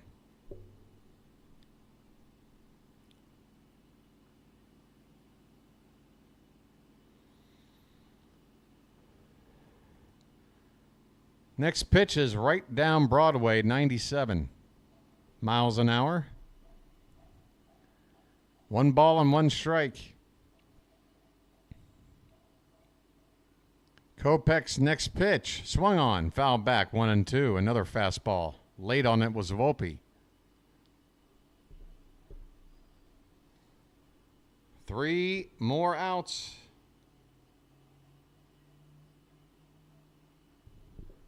The 1-2 pitch. Swung on and missed. Kopech got Volpe to chase a high slider. Oh, another bad Yankee swing. 1 out in the 9th. Folks, can you taste it? Look at these Yankee fans. Nobody has left yet, and I like it. Here's Rizzo. First pitch to him is low and in. That ball was 101 miles an hour.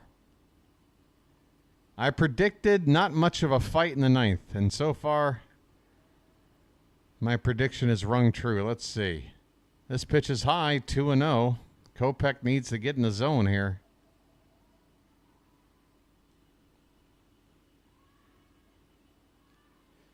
Aaron Judge with a scowl on his face. 2-0 pitch. That one's low and inside. Not even close, 3-0. Kopech needs to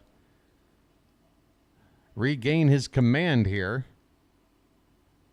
The last thing you want to do is give the Yankees any sort of momentum, any sort of hope.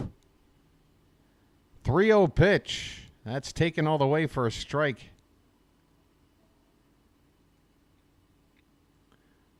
Three balls, one strike on Anthony Rizzo. Austin Wells is on deck. The pitch. He takes, and that's ball 4. A mistake from Kopech, trying to be cute, trying to nip that bottom inner corner of the zone, but he just missed it. And the Yankees have a base runner with one out in the ninth. Austin Wells is up next. And man, is he due. 0 for 1 since coming on for Trevino. And he goes after the first pitch, fouls it back.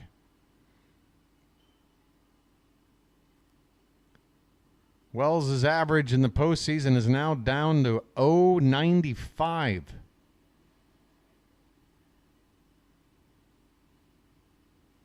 The 0-1. He checks his swing on a pitch low and the count 1-1.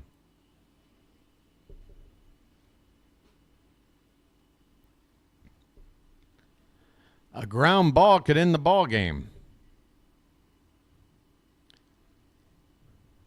1-1 pitch. Upstairs, swung on and missed at 99. Ultimate gas. And Wells could not reach it. 2 strikes on him here. And he steps out of the box.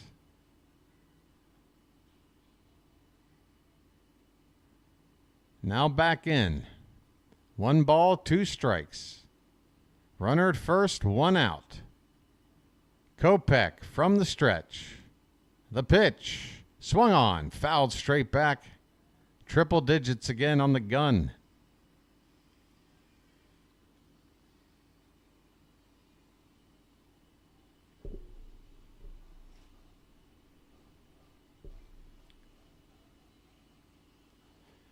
Another 1-2 coming. That one's low and in and gets away. Moving up to second base is Rizzo. That'll take the conventional double play off the board.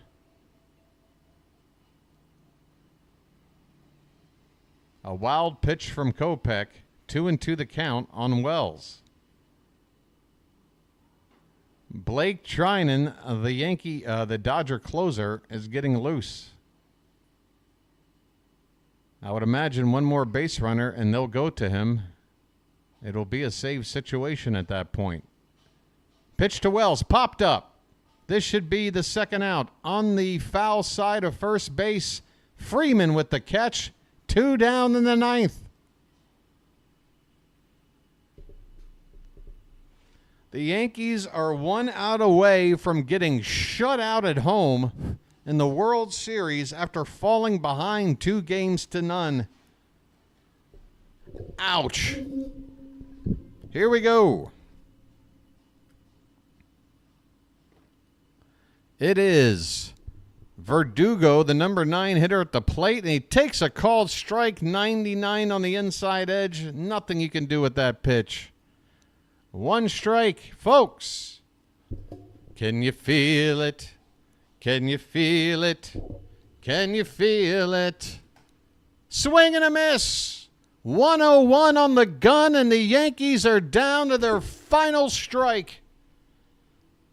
On the verge of falling behind in the series, 3-0. The 0-2 to Verdugo. Swung on. Foul back. Verdugo stays alive.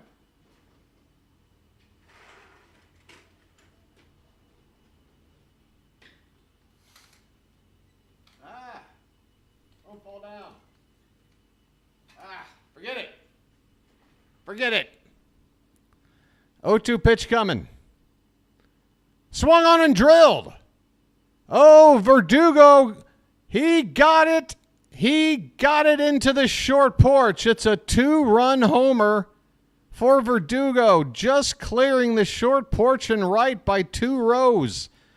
That is a Yankee Stadium home run right there. As soon as my blanket fell down. All right, I'm putting the blanket back up. Hold on. Shit.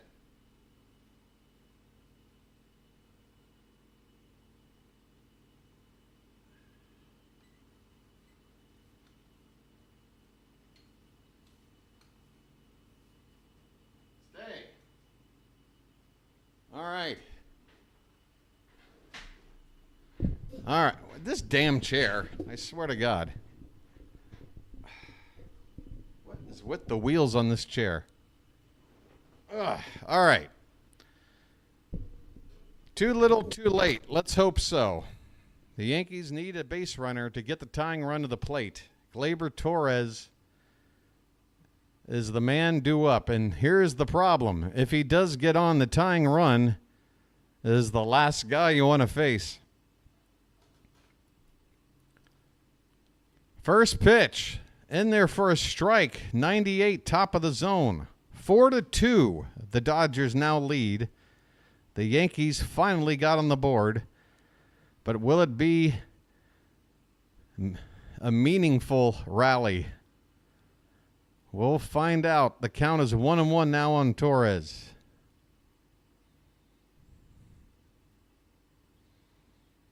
The next pitch.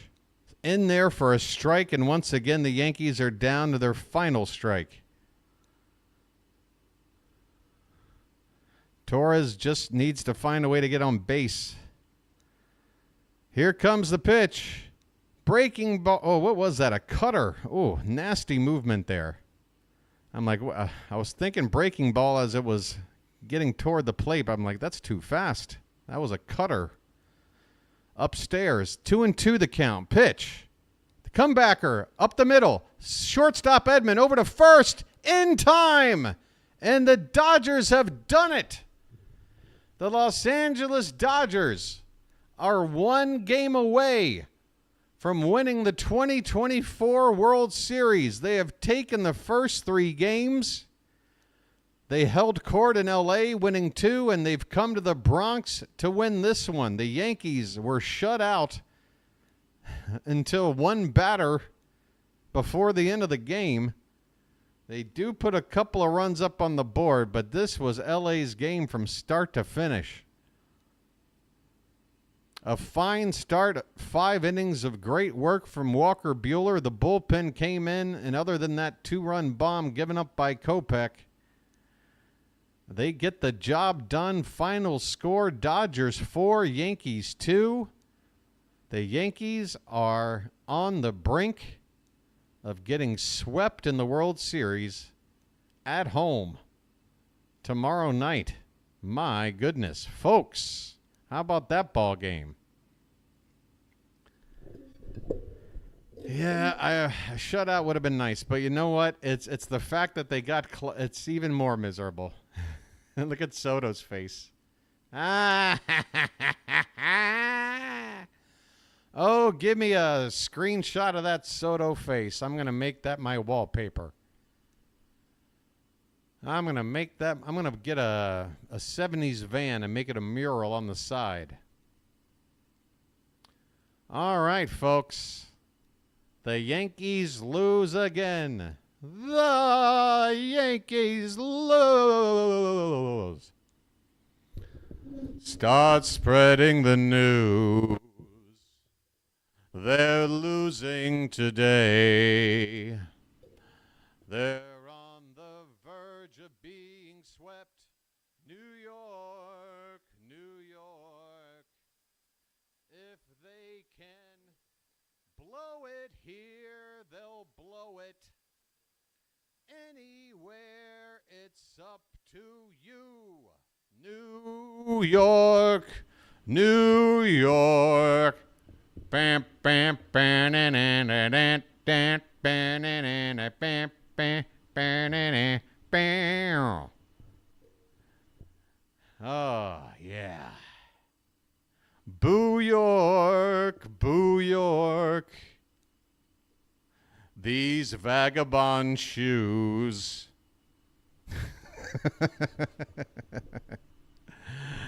Hells yeah. Let's take a look at tomorrow night's pitching matchup, and I'll get out of here so I can eat. How's that sound? I want to eat.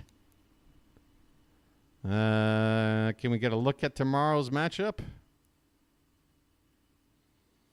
If we can lose here, we'll lose anywhere. Just leave it to us. New York, New York.